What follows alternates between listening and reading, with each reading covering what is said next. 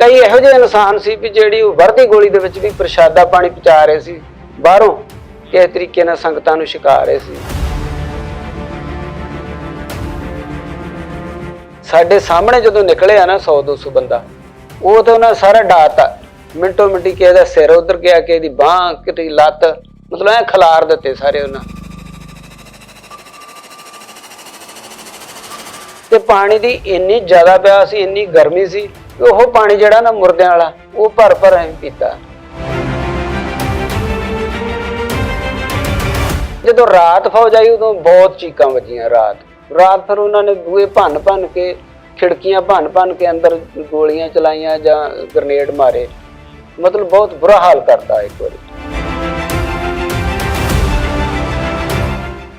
ਉਹ ਸੰਗਲਾ ਨਾਲ ਨਾ ਪੁੱਠਾ ਲਮਕਾ ਲੈਂਦੇ, ਬੰਨ ਲੈਂਦੇ, ਤੇ ਫਿਰ ਉਹ ਕੁਰਸੀ ਦੀ ਬਾਹੀ ਆਈ, ਜਿਹੜੀ ਹੱਥ ਆਈ ਉਹ ਮਾਰਨੀ।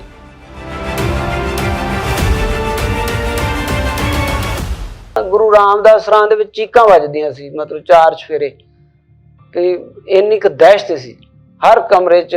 ਮਤਲਬ ਉਹਨਾਂ ਨੇ ਭੰਨ ਸ਼ੀਸ਼ੇ ਤੇ ਉਹਦੇ ਵਿੱਚ ਗਰਨੇਡ ਸੁੱਟੇ।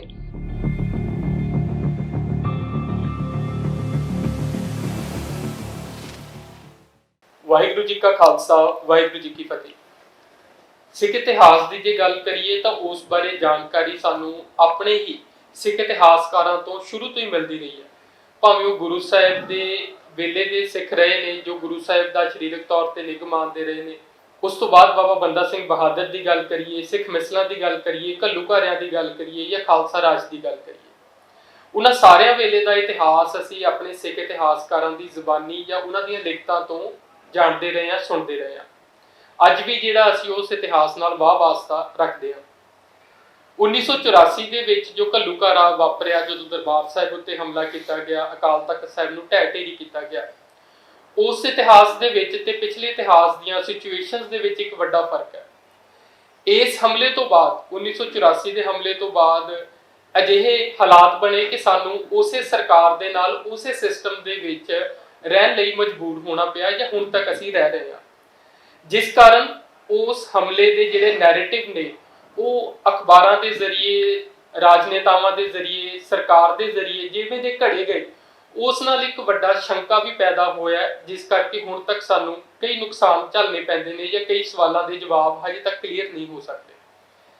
ਉਸ ਸਿਚੁਏਸ਼ਨ ਨੂੰ ਹੈਂਡਲ ਕਰਨ ਲਈ, ਉਸ ਸਿਚੁਏਸ਼ਨ ਤੋਂ ਬਾਹਰ ਨਿਕਲਣ ਲਈ ਜਿਹੜਾ ਇੱਕ ਮੱਕੜ ਜਾਲ ਸਾਡੇ ਆਲੇ ਦੁਆਲੇ ਬੁਣਿਆ ਗਿਆ, ਉਸ ਤੋਂ ਬਾਹਰ ਨਿਕਲਣ ਲਈ ਜ਼ਰੂਰੀ ਹੈ ਕਿ ਅਸੀਂ ਉਸ 1984 ਦੇ ਘੱਲੂਘਾਰੇ ਦੇ ਵਿੱਚ ਜਿਹੜੇ ਚਸ਼ਮਦੀਦ ਸੀਗੇ, ਜਿਹੜੇ ਸੰਘਰਸ਼ੀ ਯੋਧੇ ਸੀ, ਜਾਂ ਜਿਨ੍ਹਾਂ ਨੇ ਆਪਣੇ ਪਿੰਡੇ ਉਹ ਪੀੜ ਹੰਢਾਈ ਹੈ, ਉਹਨਾਂ ਤੋਂ ਹੀ ਉਹਨਾਂ ਹਾਲਾਤਾਂ ਬਾਰੇ ਜਾਣੀਏ। ਇਸੇ ਤਹਿਤ ਅਸੀਂ ਤੁਹਾਡੇ ਲਈ ਇੱਕ ਲੜੀ ਲੈ ਕੇ ਆਏ ਹਾਂ, 1984 ਅਨਟੋਲਡ ਸਟੋਰੀਜ਼। ਇਹਨਾਂ ਅਣਕਹੀਆਂ ਕਹਾਣੀਆਂ ਦੇ ਵਿੱਚ ਅਸੀਂ ਕੋਸ਼ਿਸ਼ ਕਰ ਰਹੇ ਹਾਂ ਉਹਨਾਂ ਚਸ਼ਮਦੀਦਾਂ ਨੂੰ, ਉਹਨਾਂ ਗਵਾਹਾਂ ਨੂੰ, ਜਾਂ ਉਹਨਾਂ ਹੱਡੀ ਹੰਢਾਏ ਬੰਦਿਆਂ ਨੂੰ ਸਾਹਮਣੇ ਲੈ ਕੇ ਆਈਏ ਜਿਨ੍ਹਾਂ ਨੂੰ ਹੁਣ ਤੱਕ ਨਹੀਂ ਸੁਣਿਆ ਗਿਆ, ਜਾਂ ਜਿਨ੍ਹਾਂ ਦੀ ਹੁਣ ਤੱਕ ਨਈ ਆਵਾਜ਼ ਸਾਹਮਣੇ ਆਈ, ਜਿਸ ਕਰਕੇ ਉਹ ਸਿਚੁਏਸ਼ਨ ਹੈ ਜਿਹੜੀ ਉਹ ਤਸਵੀਰ ਹੋਰ ਸਾਫ਼ ਹੋ ਜਾਏਗੀ। ਸੋ ਉਸੇ ਤੇ ਚੱਲਦੇ ਹਾਂ। ਅੱਜ ਸਾਡੇ ਵਿੱਚ ਮੌਜੂਦ ਨੇ ਸਰਦਾਰ ਗੁਰਮੀਤ ਸਿੰਘ ਜੀ ਬੁੱਟਰ। ਵਾਹਿਗੁਰੂ ਜੀ ਕਾ ਖਾਲਸਾ, ਵਾਹਿਗੁਰੂ ਜੀ ਕਾ ਖਾਲਸਾ, ਵਾਹਿਗੁਰੂ ਜੀ ਕੀ ਫਤਿਹ ਜੀ। ਸਰਦਾਰ ਗੁਰਮੀਤ ਸਿੰਘ ਜੀ, ਸਭ ਤੋਂ ਪਹਿਲਾਂ ਅਸੀਂ ਚਾਹੁੰਦੇ ਹਾਂ ਵੀ ਤੁਸੀਂ ਆਪਣੇ ਬਾਰੇ ਸੰਖੇਪ ਦੇ ਵਿੱਚ ਤੁਹਾਡਾ ਪਿਛੋਕੜ ਕੀ ਹੈ, ਪਿੰਡ ਕਿਹੜਾ ਰਿਹਾ, ਤੇ ਉਸ ਤੋਂ ਬਾਅਦ ਆਪਾਂ ਜਿਹੜੀ ਸੰਘਰਸ਼ੀ ਜੀਵਨ ਦੀ ਜਿਹੜੀ ਸ਼ੁਰੂਆਤ ਕਰਾਂਗੇ। ਮੇਰਾ ਪਿਛੋਕੜ ਬੁੱਟਰ ਕਲਾਂ ਕਾਦੀਆਂ, ਗੁਰਦਾਸਪੁਰ ਜ਼ਿਲ੍ਹੇ ਦਾ ਵਿੱਚ ਪਿੰਡ ਹੈ ਮੇਰਾ। ਤੇ ਮੇਰੇ ਦਾਦਾ ਜੀ ਸ਼੍ਰੋਮਣੀ ਕਮੇਟੀ ਦੇ ਮੈਂਬਰ ਰਹੇ ਨੇ, ਜਥੇਦਾਰ ਅਮਰ ਸਿੰਘ ਬੁੱਟਰ। ਸਨ 1955 ਤੋਂ ਲੈ ਕੇ 1977 ਤੱਕ ਉਹ ਮੈਂਬਰ ਸ਼੍ਰੋਮਣੀ ਕਮੇਟੀ ਵੀ ਰਹੇ, ਐਗਜ਼ੈਕਟਿਵ ਮੈਂਬਰ ਵੀ ਰਹੇ ਨੇ। ਤੇ ਉਸ ਤੋਂ ਬਾਅਦ 77 ਵਿੱਚ ਉਹਨਾਂ ਦੀ ਡੈਥ ਹੋ ਜਾਂਦੀ ਹੈ। ਉਸ ਤੋਂ ਬਾਅਦ ਉਦੋਂ ਉਸ ਵੇਲੇ ਮੈਂ 10 ਸਾਲ ਦਾ ਸੀ, ਤੇ ਮੇਰੇ ਪਿਤਾ ਜੀ ਨੇ ਭਰਾਵਾਂ ਦੀ ਵੰਡ ਕਰਕੇ ਉਹ ਪੈਲੀ ਜ਼ਮੀਨ ਜਿਹੜੀ ਆ ਉਹ ਇਕੱਠੀ ਨਹੀਂ ਸੀ ਹੁੰਦੀ, ਫਿਰ ਉੱਥੋਂ ਵੇਚ ਕੇ ਅਸੀਂ ਚਗਾਵੇਂ ਦੇ ਲਾਗੇ, ਚਗਾਵਾਂ ਜਨਾਲਾ ਰੋਡ ਤੇ ਜੱਜੇ ਮੋੜੇ ਆ ਜ਼ਮੀਨ, ਉੱਥੇ ਸਨ 1983 ਵਿੱਚ ਖਰੀਦੀ ਸੀ ਜ਼ਮੀਨ ਜੀ। ਤੇ ਸਾਲ ਬਾਅਦ ਹੀ ਇਹ ਵਾਕਿਆ ਹੋ ਜਾਂਦਾ ਵੀ ਮੈਨੂੰ ਦਰਬਾਰ ਸਾਹਿਬ ਆਉਣਾ ਪੈਂਦਾ।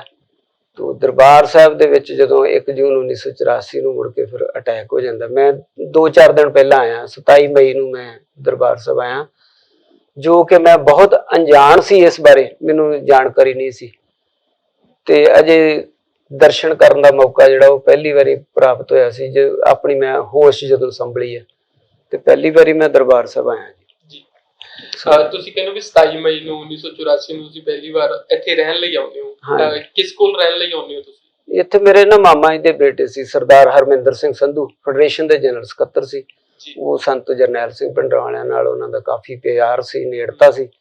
ਉਹਨਾਂ ਦੇ ਕਰਕੇ ਮੇਰੇ ਮਾਤਾ ਪਿਤਾ ਜੀ ਨੇ ਕੁਛ, ਮੈਂ ਅਜੇ ਘਰ ਦੇ ਹਾਲਾਤ ਕਮਜ਼ੋਰ ਸੀ ਤੇ ਬਜ਼ੁਰਗਾਂ ਨੇ ਕਿਹਾ, ਮੈਂ 10 ਪਾਸ ਕਰ ਲਈਆਂ ਸੀ, +1 ਦੇ ਪੇਪਰ ਦਿੱਤੇ ਸੀ, ਤੇ ਮੈਨੂੰ ਕਹਿੰਦੇ ਵੀ ਕਾਕਾ ਕੋਈ ਆਪਾਂ ਨੌਕਰੀ ਦਾ ਦੇਖੀਏ ਹੀ ਲਵਸੀਲਾ, ਜੇ ਕੋਈ ਸਰਕਾਰੀ ਨੌਕਰੀ ਮਿਲ ਜੇ।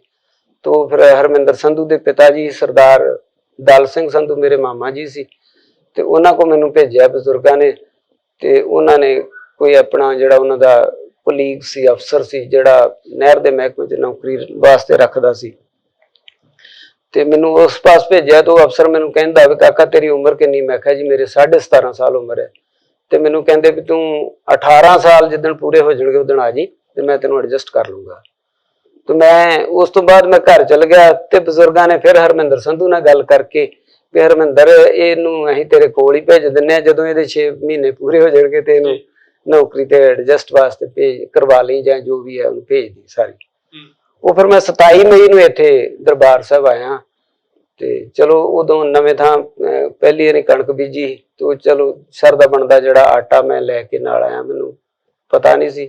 फिर बजुर्गों ने मैंने समझाता भी बस स्टैंड च जाके तो उतों रक्षा लेंदे दरबार साहब चल जी। फिर उस तरीके में मैं लिया, तो इत्थे फिर मैं हरमिंदर संधू नूं शामी मिलिया, तो लंगर च आटा पाउण तो बाद फिर मैं उन्होंने मिलिया, तो उन्होंने दस्सिया सारी भी मैनूं इदां माँ प्यो ने तुहाडे कोल भेजिया रहण वास्ते। तो मैनूं आंदे कोई नहीं गुरमीत तूं इत्थे रही जा, जदों तेरा कोई काम बन जूगा उदों तूं जाके मिलनी जिवें भी है। वो फिर उत्थे 27 मई नूं मैं जदों आया, तो मैं इत्थे फिर उन्हां कोल रहना शुरू कीता। उदों दे जिहड़े हालात सीगे, तुसीं 27 मई दी गल करदे हो, तकरीबन उदों लामबंदी है जिहड़ी शुरू हो चुकी सी फौज ਵੱਲੋਂ। हाँ जी, किवें दे हालात सी? क्योंकि किताबां दे विच जिहड़ा देखण नूं सुणन नूं मिलदा है, ਜਾਂ ਸਰਕਾਰੀ ਦਰਬਾਰਿਆਂ ਤੋਂ ਜਾਂ ਰਾਜਨੇਤਾਵਾਂ ਵੱਲੋਂ ਜੋ ਸੁਣਨ ਨੂੰ ਦੇਖਣ ਨੂੰ ਮਿਲਦਾ ਹੈ, ਅਸੀਂ ਚਾਹੁੰਦੇ ਹਾਂ ਵੀ ਇੱਕ ਸੰਗਤ ਦੇ ਤੌਰ ਤੇ ਤੁਸੀਂ ਸ਼ਰਧਾਲੂ ਬਣ ਕੇ ਆਏ ਸੀ ਉਰੇ ਰਹਿਣ ਲਈ, ਤੁਸੀਂ ਉਦੋਂ ਕੀ ਸਾਰਾ ਕੁਝ ਵਾਪਰਿਆ ਦੇਖਿਆ ਤੇ ਕੀ ਮਹਿਸੂਸ ਕੀਤਾ? ਜਦੋਂ ਮੈਂ 27 ਮਈ ਨੂੰ ਆਇਆ ਨਾ, ਤੇ 27 ਮਈ ਇੱਕ ਆਮ ਅਣਜਾਣ ਸਮਝ ਲਓ ਵੀ ਮਤਲਬ ਸੀ, ਮੈਨੂੰ ਇਹਦੇ ਬਾਰੇ ਕੁਝ ਨਹੀਂ ਸੀ ਪਤਾ, ਮੈਨੂੰ ਦਰਬਾਰ ਸਾਹਿਬ ਬਾਰੇ ਜਾਣਕਾਰੀ ਨਹੀਂ ਸੀ। ਉਹ ਫਿਰ ਮੈਂ ਹੌਲੀ ਹੌਲੀ ਸਟੈਪ ਬਾਈ 27, 28, 29, 30, 31 ਤੱਕ ਜਿਹੜਾ ਉਹ ਮੈਂ ਵੱਖ-ਵੱਖ ਗੁਰਦੁਆਰਾ ਸਾਹਿਬਾਨ ਜਿਹੜੇ ਆ ਹਦੂਦ ਦੇ ਅੰਦਰ ਜਾਂ ਮਤਲਬ ਜਿੱਥੇ ਵੀ ਉਹ ਦਰਸ਼ਨ ਕਰਨੇ ਸ਼ੁਰੂ ਕੀਤੇ, ਤੇ ਆਸਤੇ ਆਸਤੇ ਜਿਹੜੀ ਨੌਲੇਜ ਹੋ ਰਹੀ ਸੀ। ਤੇ 1 ਤਰੀਕ ਨੂੰ ਮੈਂ ਜਦੋਂ ਹੌਲੀ ਹੌਲੀ ਲੰਗਰ ਹਾਲ ਤੇ ਸੰਤ ਜਰਨੈਲ ਸਿੰਘ ਜਦੋਂ ਸਪੀਚ ਕਰ ਰਹੇ ਸੀ, ਤੇ ਮੈਂ ਵੀ ਉੱਥੇ ਪਹੁੰਚ ਗਿਆ।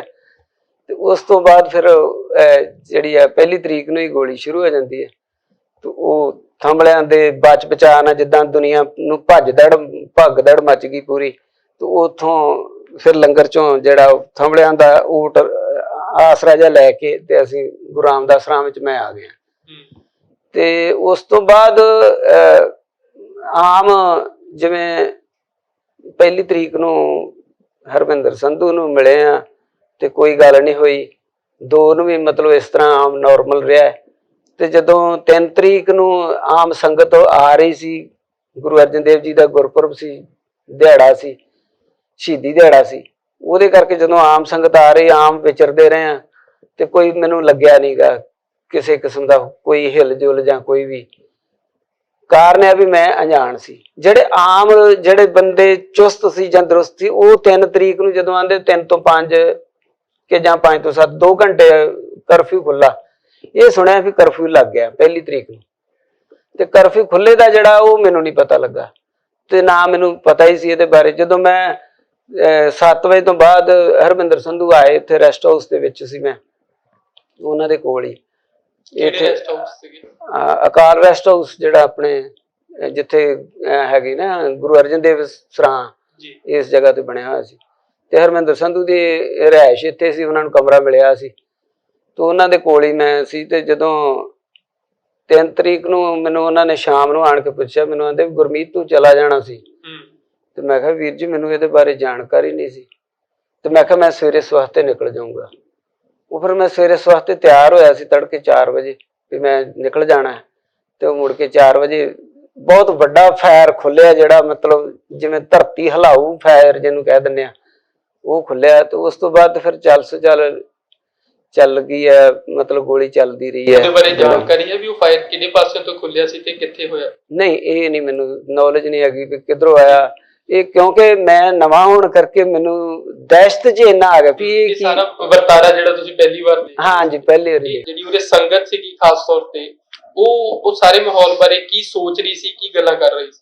ਮਤਲਬ ਸੰਗਤ ਦੇ ਵਿੱਚ ਦਹਿਸ਼ਤ ਸੀ, ਕੋਈ ਭੱਜ ਰਿਹਾ ਸੀ, ਕੋਈ ਇਹਨੂੰ ਭੱਜ ਰਿਹਾ ਸੀ। ਉਹ ਹਰ ਬੰਦਾ ਆਪਣੀ ਸੇਫਟੀ ਲਈ ਸੀ, ਕੋਈ ਕਿਸੇ ਕਮਰੇ 'ਚ ਵੜਿਆ ਸੀ, ਕੋਈ ਕੁਛ, ਕਈ ਇਹੋ ਜਿਹੇ ਇਨਸਾਨ ਸੀ ਵੀ ਜਿਹੜੀ ਉਹ ਵਰਦੀ ਗੋਲੀ ਦੇ ਵਿੱਚ ਵੀ ਪ੍ਰਸ਼ਾਦਾ ਪਾਣੀ ਪਹੁੰਚਾ ਰਹੇ ਸੀ ਬਾਹਰੋਂ, ਕਿਸੇ ਤਰੀਕੇ ਨਾਲ ਸੰਗਤਾਂ ਨੂੰ ਛਕਾ ਰਹੇ ਸੀ।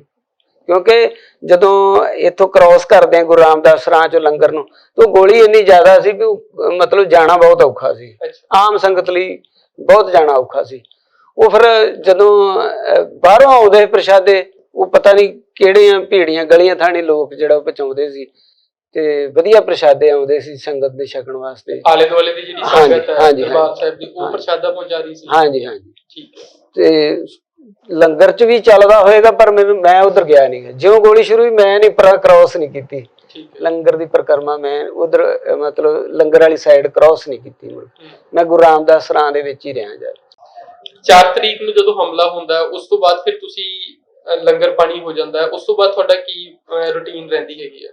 4 ਤਰੀਕ ਨੂੰ ਮੈਂ ਬਸ ਇੱਥੇ ਸਰਾਂ ਦੇ ਵਿੱਚ ਹੀ ਵੇਂਦਾ ਰਿਹਾ ਵੀ ਇਹ ਗੋਲੀ ਮਤਲਬ ਚੱਲ ਰਹੀ ਹੈ, ਪਤਾ ਨਹੀਂ ਲੱਗ ਰਿਹਾ ਵੀ ਕਿੱਧਰ ਨੂੰ ਆ ਰਹੀ ਹੈ। ਤੇ ਉਹ ਦਹਿਸ਼ਤ ਜੀ ਵੀ ਮਤਲਬ ਇਹੋ ਜਿਹੇ ਹਾਲਾਤ ਸੀ ਵੀ ਮੈਨੂੰ ਰੋਟੀ ਵੀ ਨਹੀਂ ਲੰਘਦੀ, ਮਤਲਬ ਇੰਨਾ ਡਰ ਸੀ ਬਣ ਗਿਆ ਮਨ 'ਚ ਵੀ ਇਹ ਕੀ ਬਣ ਡਿਆ। ਤੁਸੀਂ ਉਸ ਟਾਈਮ ਦੇ ਵਿੱਚ ਹਰਮਿੰਦਰ ਸੰਧੂ ਨੂੰ ਮਿਲੇ? ਨਹੀਂ ਮਿਲਿਆ, ਮੁੜ ਕੇ 4 ਤੋਂ ਜੋ ਨਿਕੜਿਆ ਨਾ ਮੈਂ ਨਹੀਂ ਮਿਲਿਆ। 3 ਦੀ ਰਾਤ ਨੂੰ ਕਿ 4 ਦੀ ਸਵੇਰ? 4 ਦੀ ਸਵੇਰ ਤੋਂ ਬਾਅਦ। 3 ਦੀ ਰਾਤ ਨੂੰ ਤਾਂ ਆਪਾਂ ਮਿਲੇ ਹੀ, ਜਦੋਂ ਉਹਨੇ ਤੁਸੀਂ ਹਰਮਿੰਦਰ ਸੰਧੂ ਨਹੀਂ ਮਿਲਿਆ। 4 ਦੀ ਸਵੇਰ ਤੋਂ ਮੁੜ ਕੇ ਮੈਂ ਵਿਛੜ ਗਿਆ, ਜਿਵੇਂ ਮਤਲਬ ਇਹ ਵੀ ਜੇ ਇਧਰੋਂ ਗੋਲੀ ਆਈ ਤੇ ਦੂਜੇ ਬੰਨੇ ਲੁਕ ਜਾਓ, ਦੂਜੇ ਬੰਨੇ ਆਏ ਤੇ ਐਨ ਪਾਸੇ ਨੂੰ ਹੋ ਜਾਓ।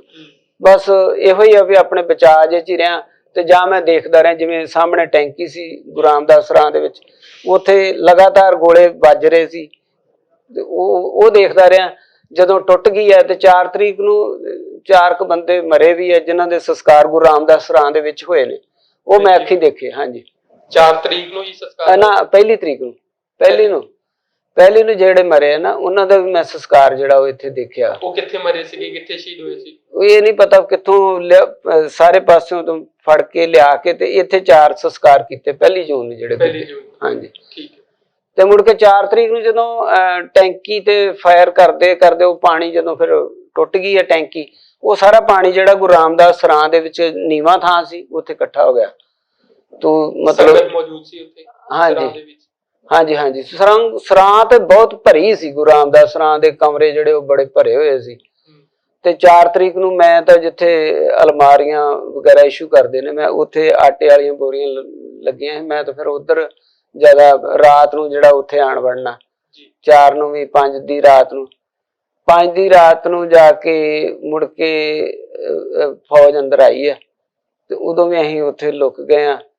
ਤੇ ਸਾਡੇ ਵਾਲੀ ਸਾਈਡ ਤੇ ਜਿਹੜਾ ਉਹ ਫੌਜ ਆਈ ਹੈ, ਜਦੋਂ ਉਹਨਾਂ ਗ੍ਰਨੇਡ ਸੁੱਟਿਆ ਸਾਡੇ, ਮੇਰੇ ਲਾਗੇ 1-2 ਬਜ਼ੁਰਗ ਚੜਾਈ ਕਰ ਗਏ ਜਿਨ੍ਹਾਂ ਨੂੰ ਗ੍ਰੇਡ ਵੱਜਾ ਗ੍ਰਨੇਡ।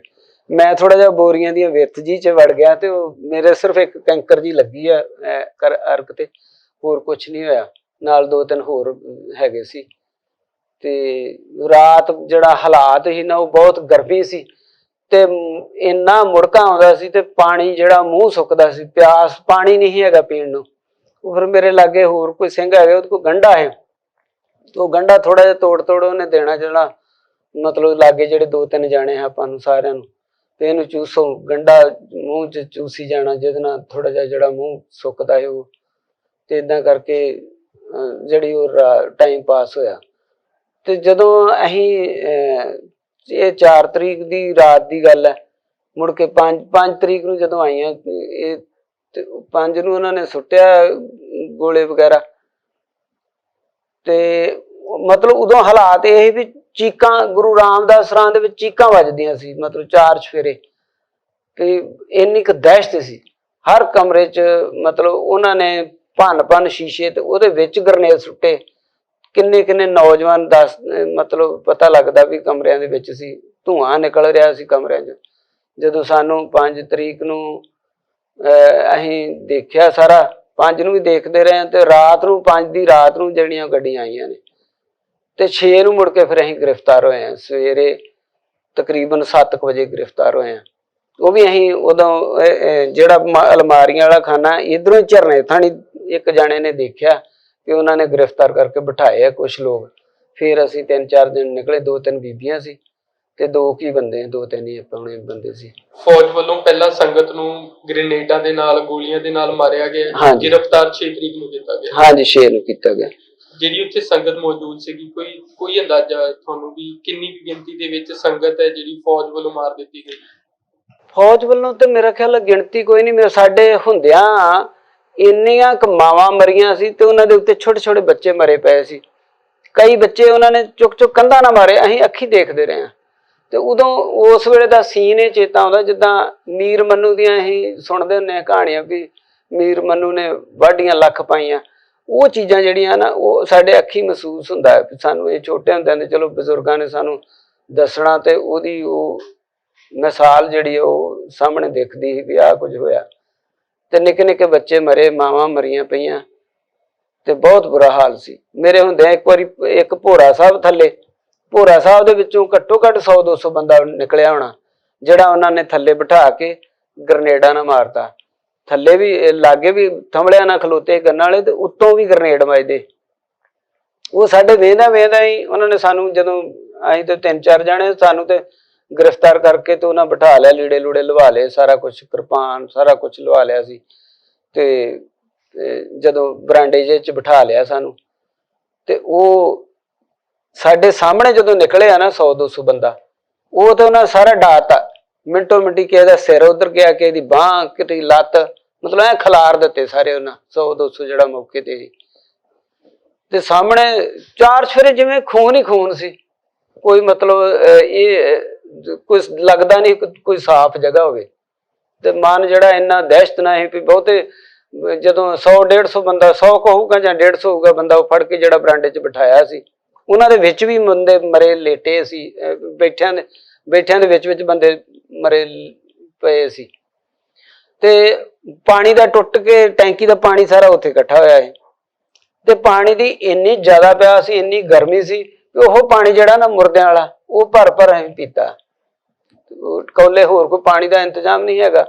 ਮੁੜ ਕੇ ਜਦੋਂ ਸ਼ਾਮ ਨੂੰ ਪੁਲਿਸ ਆਈ, ਪੰਜਾਬ ਪੁਲਿਸ ਆਈ ਸਾਨੂੰ ਖੜਨ ਵਾਸਤੇ, ਫਿਰ ਸਾਡੇ ਬੰਦਿਆਂ ਨੇ ਉਹਨਾਂ ਨੂੰ ਕਿਹਾ ਵੀ ਤੁਸੀਂ ਸਾਨੂੰ ਪਾਣੀ ਪਿਆਓ।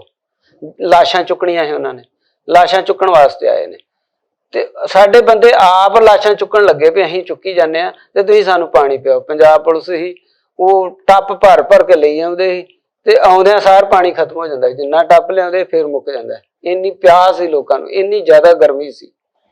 ਜਿਹੜੇ ਬੰਦੇ ਫੌਜ ਵੱਲੋਂ ਮਾਰੇ ਗਏ, ਤੁਸੀਂ ਕਹਿੰਦੇ ਹੋ ਭੋਰੇ ਦੇ ਵਿੱਚੋਂ ਬੰਦੇ ਜਿਹੜੇ ਬੜੇ ਮਾਰੇ ਗਏ, ਕਮਰਿਆਂ ਦੇ ਵਿੱਚ ਗ੍ਰੇਨੇਡ ਸੁੱਟੇ ਗਏ ਫੌਜ ਵੱਲੋਂ, ਉੱਥੇ ਮਾਰ ਦਿੱਤੇ ਗਏ। ਕਈ ਜਿਹੜੀਆਂ ਮਾਵਾਂ ਮਾਰ ਦਿੱਤੀਆਂ ਗਈਆਂ, ਉਹਨਾਂ ਦੇ ਨਾਲ ਛੋਟੇ ਬੱਚੇ ਤੁਸੀਂ ਕਹਿੰਦੇ ਹੋ ਉਹਨਾਂ ਨੂੰ ਕੰਧਾਂ ਦੇ ਵਿੱਚ ਪਟਕਾ ਮਾਰਿਆ ਗਿਆ। ਕੀ ਉਹਨਾਂ ਦਾ ਸੰਬੰਧ ਹਥਿਆਰਬੰਦ ਖੜਕੂਆਂ ਦੇ ਨਾਲ ਸੀ ਜਿਹੜੇ ਮਾਰੇ ਗਏ? ਨਹੀਂ, ਉਹਨਾਂ ਦਾ ਵਿਚਾਰਿਆਂ ਦਾ ਕੋਈ ਦੋਸ਼ ਨਹੀਂ ਹੈਗਾ। ਇਹ ਤਾਂ ਬੇਦੋਸ਼ੇ ਮਾਰੇ ਗਏ, ਇਹਨਾਂ ਦਾ ਕੋਈ ਦੋਸ਼ ਨਹੀਂ। ਤੇ ਕਿਉਂਕਿ ਗੁਰਪੁਰਬ ਹੋਣ ਕਰਕੇ ਸੰਗਤ ਆਈ ਵੀ ਬਹੁਤ ਸੀ, ਸਰਾਂਤ ਭਰੀ ਪਈ ਸੀ ਸਾਰੀ। ਤੇ ਜਦੋਂ ਅਸੀਂ ਸਾਹਮਣੇ ਦੇਖ ਰਹੇ ਹਾਂ, ਹਰ ਕਮਰੇ ਦੇ ਵਿੱਚ ਧੂੰਆਂ ਹੀ ਨਿਕਲ ਰਿਹਾ ਸੀ, ਅੱਗਾਂ ਲੱਗੀਆਂ ਹੋਈਆਂ ਸੀ ਤੇ ਧੂੰਆਂ ਨਿਕਲ ਰਿਹਾ ਸੀ ਸਾਰੀ।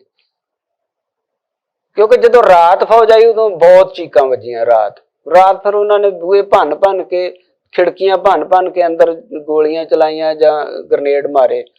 ਮਤਲਬ ਬਹੁਤ ਬੁਰਾ ਹਾਲ ਕਰਤਾ ਇੱਕ ਵਾਰੀ। ਤੁਸੀਂ ਇਸ ਲਈ ਕਿਸ ਨੂੰ ਦੋਸ਼ੀ ਮੰਨਦੇ ਹੋ? ਇਸ 'ਚ ਸਰਕਾਰ ਹੀ ਹੈ, ਸੈਂਟਰ ਸਰਕਾਰ ਵਿੱਚ ਦੋਸ਼ੀ ਹੈ। ਇਹ 'ਚ ਕੋਈ ਸ਼ੱਕ ਵਾਲੀ ਗੱਲ ਹੀ ਨਹੀਂ ਹੈਗੀ, ਕਿਉਂਕਿ ਸਾਰਾ ਕੁਝ ਉਹਨਾਂ ਦਾ ਹੈ। ਫੌਜ ਵੀ ਉਹਨਾਂ ਦੀ ਸੀ, ਟੈਂਕ ਵੀ ਉਹਨਾਂ ਦੇ, ਹਰ ਚੀਜ਼ ਉਹਨਾਂ ਦੀ ਆਈ ਅੰਦਰ। 4 ਚੁਫੇਰੇ ਗੋਲੀ ਚਲਾਈ, ਸੈਂਟਰ ਸਰਕਾਰ ਦੋਸ਼ੀ ਹੈ। ਕਿਉਂਕਿ ਜੰਗ ਦਾ ਵੀ ਅਸੀਂ ਇੱਕ ਨਿਯਮ ਦੇਖਦੇ ਹਾਂ ਵੀ ਸਾਹਮਣੇ ਵਾਲਾ ਜਿਹਦੇ ਕੋਲੇ ਹਥਿਆਰ ਹੈ, ਜਿਹੜਾ ਜੰਗ ਲੜ ਰਿਹਾ ਹੈ, ਵੀ ਉਹਦੇ ਨਾਲ ਹੀ ਹੈ ਜਿਹੜੀ ਜੰਗ ਹੁੰਦੀ ਹੈ, ਬਜਾਏ ਕਿ ਜਿਹੜੇ ਉੱਥੇ ਆਮ ਲੋਕ ਨੇ, ਚਲੋ ਜਿਹੜੇ ਉਹਨਾਂ ਨਾਲ ਅਜਿਹਾ ਵਿਵਹਾਰ ਹੈ ਜਿਹੜਾ ਬਿਲਕੁਲ ਨਹੀਂ ਕੀਤਾ ਜਾਂਦਾ ਜੰਗ ਵਾਲਾ। ਬਿਲਕੁਲ ਇਸ ਜੰਗ ਦੇ ਵਿੱਚ ਬਿਲਕੁਲ ਉਲਟ ਸੀਗਾ ਕਿ ਨਿਰਦੋਸ਼ੀਆਂ ਨੂੰ, ਬੇਦੋਸ਼ੀਆਂ ਨੂੰ ਜਿਹੜਾ ਮਾਰਿਆ ਜਾ ਰਿਹਾ। ਬਿਲਕੁਲ, ਇਹ ਤਾਂ ਦੇਖਿਆ ਹੀ ਨਹੀਂ ਨਾ, ਕਿ ਇਹ ਤਾਂ ਦੇਖਿਆ ਹੀ ਨਹੀਂ ਕਿਸੇ ਨੇ ਵੀ ਮਤਲਬ ਦੋਸ਼ੀ ਕਿਹੜਾ ਹੈ। ਤੇ ਵਿਦੋਸ਼ਾ ਕਿਹੜਾ ਹੈ, ਵਿਦੋਸ਼ੇ ਜਿਹੜਾ ਆਇਆ ਉਹਨਾਂ ਕੋਈ ਮਤਲਬ ਛੱਡਿਆ ਨਹੀਂ। ਇਹ ਤਾਂ ਜੇ ਕੋਈ ਬਚ ਗਿਆ ਤਾਂ ਉਹਦੀ ਕਿਸਮਤ ਹੈ, ਪਰਮਾਤਮਾ ਵੱਲੋਂ ਜੇ ਉਹਦੀ ਵਧੀਆ ਤਾਂ ਬਚ ਗਿਆ, ਨਹੀਂ ਤਾਂ ਉਹਨਾਂ ਵਰਨਾ ਕਿਸੇ ਬੰਦੇ ਦਾ ਲਿਹਾਜ਼ ਨਹੀਂ ਕੀਤਾ, ਨਾ ਉਹਨਾਂ ਬੁੱਢਾ ਵੇਖਿਆ ਨਾ ਉਹਨਾਂ ਬੱਚਾ ਦੇਖਿਆ ਫੌਜ ਨੇ। ਉਸ ਤੋਂ ਬਾਅਦ ਕੀ ਹੁੰਦਾ ਜਦੋਂ ਪੁਲਿਸ ਆ ਜਾਂਦੀ ਹੈਗੀ ਹੈ? ਫਿਰ ਸ਼ਾਮ ਨੂੰ ਸਾਨੂੰ ਜਦੋਂ ਸਾਰੀਆਂ ਲਾਸ਼ਾਂ ਚੁੱਕ ਲੈਂਦੇ ਆ ਫਿਰ ਉਹਨਾਂ ਸਾਨੂੰ ਗ੍ਰਿਫਤਾਰ ਕੀਤਾ, ਇੱਥੋਂ ਖੜਿਆ ਵਾ ਬੱਸਾਂ ਦੇ ਵਿੱਚ। ਪੰਜਾਬ ਪੁਲਿਸ ਨੇ ਕਿ ਫੌਜ ਨੇ? ਨਹੀਂ, ਫੌਜ ਨੇ ਖੜਿਆ। ਪੰਜਾਬ ਪੁਲਿਸ ਸਿਰਫ ਲਾਸ਼ਾਂ ਚੁੱਕਣ ਤੱਕ ਸੀਮਿਤ ਰਹੀ ਹੈ। ਤੇ ਜਦੋਂ ਸਾਨੂੰ ਖੜਨ ਲੱਗੇ ਫਿਰ ਦੋਵੇਂ ਪਾਸੇ ਫੌਜ ਖਲੋਤੀ ਸੀ, ਵਿੱਚ ਦੀ ਕੱਢਦੇ ਸੀ। ਉਹ ਜਦੋਂ ਵਿੱਚ ਦੀ ਕੱਢਦੇ ਸੀ ਫਿਰ ਉਹ ਬੱਟ ਮਾਰਦੇ ਸੀ। ਉਹਨਾਂ ਇਹ ਨਹੀਂ ਵੇਖਿਆ ਵੀ ਇਹ ਬੱਚਾ ਆ, ਇਹ ਬੁੱਢਾ ਆ, ਇਹ ਮਤਲਬ ਨੌਜਵਾਨ ਆ। ਉਹਨਾਂ ਦੇ ਬਸ ਆਪਣਾ ਇੰਨੇ ਕੁ ਸਤੇ ਜਾਂ ਗਰਮ ਸੀ ਉਹ ਬੰਦੇ ਵੀ ਉਹਨਾਂ ਨੂੰ ਇਹ ਸੀ ਵੀ ਲੈ ਲਿਆ ਖਾਲਿਸਤਾਨ, ਨਾਲੇ ਮਾਰਨਾ ਬੱਟ ਕਹਾਂ ਹੈ ਬਿੰਡਰੀ ਵਾਲਾ। ਮਤਲਬ ਇਹੋ ਜਿਹੀਆਂ ਚੀਜ਼ਾਂ ਦੇ ਜਿਹੜਾ ਉਹ ਜ਼ਿਆਦਾ ਮਤਲਬ ਪੈਂਦੇ ਸੀ, ਪੁੱਛਦੇ ਸੀ। ਫੌਜ ਜਦੋਂ ਤੁਹਾਨੂੰ ਲੈ ਜਾਂਦੀ ਹੈ ਟਰੱਕ ਦੇ ਵਿੱਚ ਬਿਠਾ ਕੇ ਤਾਂ ਕਿੱਥੇ ਲੈ ਕੇ ਜਾਂਦੀ? ਬੱਸਾਂ ਦੇ ਵਿੱਚ ਉਹਨਾਂ ਖੜਿਆ ਤੇ ਬੱਸ ਦੇ ਵਿੱਚ 50 ਸਵਾਰੀਆਂ ਨਾ, ਉੱਥੇ ਮੇਰੇ ਖਿਆਲ 108 109 ਇਹਨਾਂ ਸਵਾਰੀਆਂ ਵਾੜਦੇ ਸੀ। ਤੇ ਉਹਦੇ ਚ ਬੱਸ ਚ ਬੁਰਾ ਹਾਲ ਸੀ ਵੀ ਮੁੜਕੀ ਸਾਰਾ ਉੱਤੋਂ ਥੱਲੇ ਤੱਕ ਅਸੀਂ ਭਿੱਜੇ ਹੋਏ ਹਾਂ ਤੇ ਸਾਹ ਲੈਣਾ ਵੀ ਬੜਾ ਔਖਾ ਸੀ। ਉਹ ਫਿਰ ਖੜ ਕੇ ਤੇ ਇੱਕ ਸਕੂਲ ਜੇ ਦੇ ਵਿੱਚ ਉਹਨਾਂ ਸਾਨੂੰ ਖੜਿਆ ਤੇ ਸਕੂਲ ਦੇ ਵਿੱਚ ਮਤਲਬ ਉੱਥੇ ਜਾ ਕੇ ਅਗਲੇ ਦਿਨ ਮੈਨੂੰ ਹਰਵਿੰਦਰ ਸੰਧੂ ਮਿਲੇ ਨੇ, ਉੱਥੇ ਜਾ ਕੇ ਮਿਲੇ ਨੇ। ਉਹਨਾਂ ਨੇ ਮੈਨੂੰ ਆਣ ਕੇ ਕਿਹਾ, ਇਹ ਸਕੂਲ ਸੀ ਜਿਹੜਾ ਫੌਜ ਦਾ ਫੌਜੀ ਕੈਂਪਾਂ ਦੇ ਵਿੱਚ ਜੋ ਕੋਈ, ਹਾਂਜੀ ਅੰਮ੍ਰਿਤਸਰ ਦੇ ਵਿੱਚ।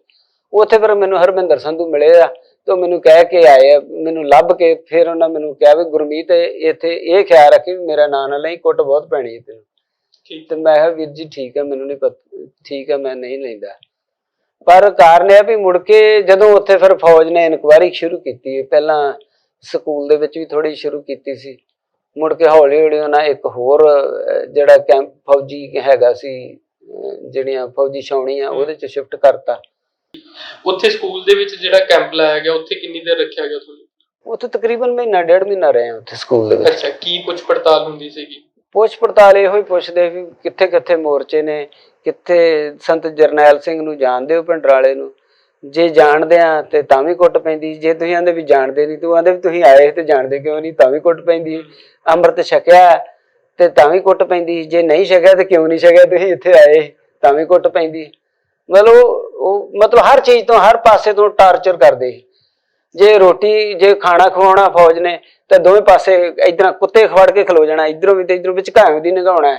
ਉਹ ਕਈਆਂ ਦੇ ਕੱਪੜੇ ਪਾੜਦੇ, ਕੁੱਤੇ ਪੈਂਦੇ ਤੇ ਬਹੁਤ ਟੌਰਚਰ ਕਰਦੇ। ਜੇ ਮੰਨ ਲਓ ਸਬਜ਼ੀ ਕੋਈ ਕਿਸੇ ਬੰਦੇ ਨੇ ਕੋਈ ਮੰਨ ਲਓ ਪੱਕੀ ਸਬਜ਼ੀ ਦਾ ਕੋਈ ਦਾਣਾ ਕੱਢ ਕੇ ट्रे थाली चों बाहर रखता, उन्होंने आखना बहन चुद साले अभी उठा इसको खाओ, अभी नीचे को रखा है इसको।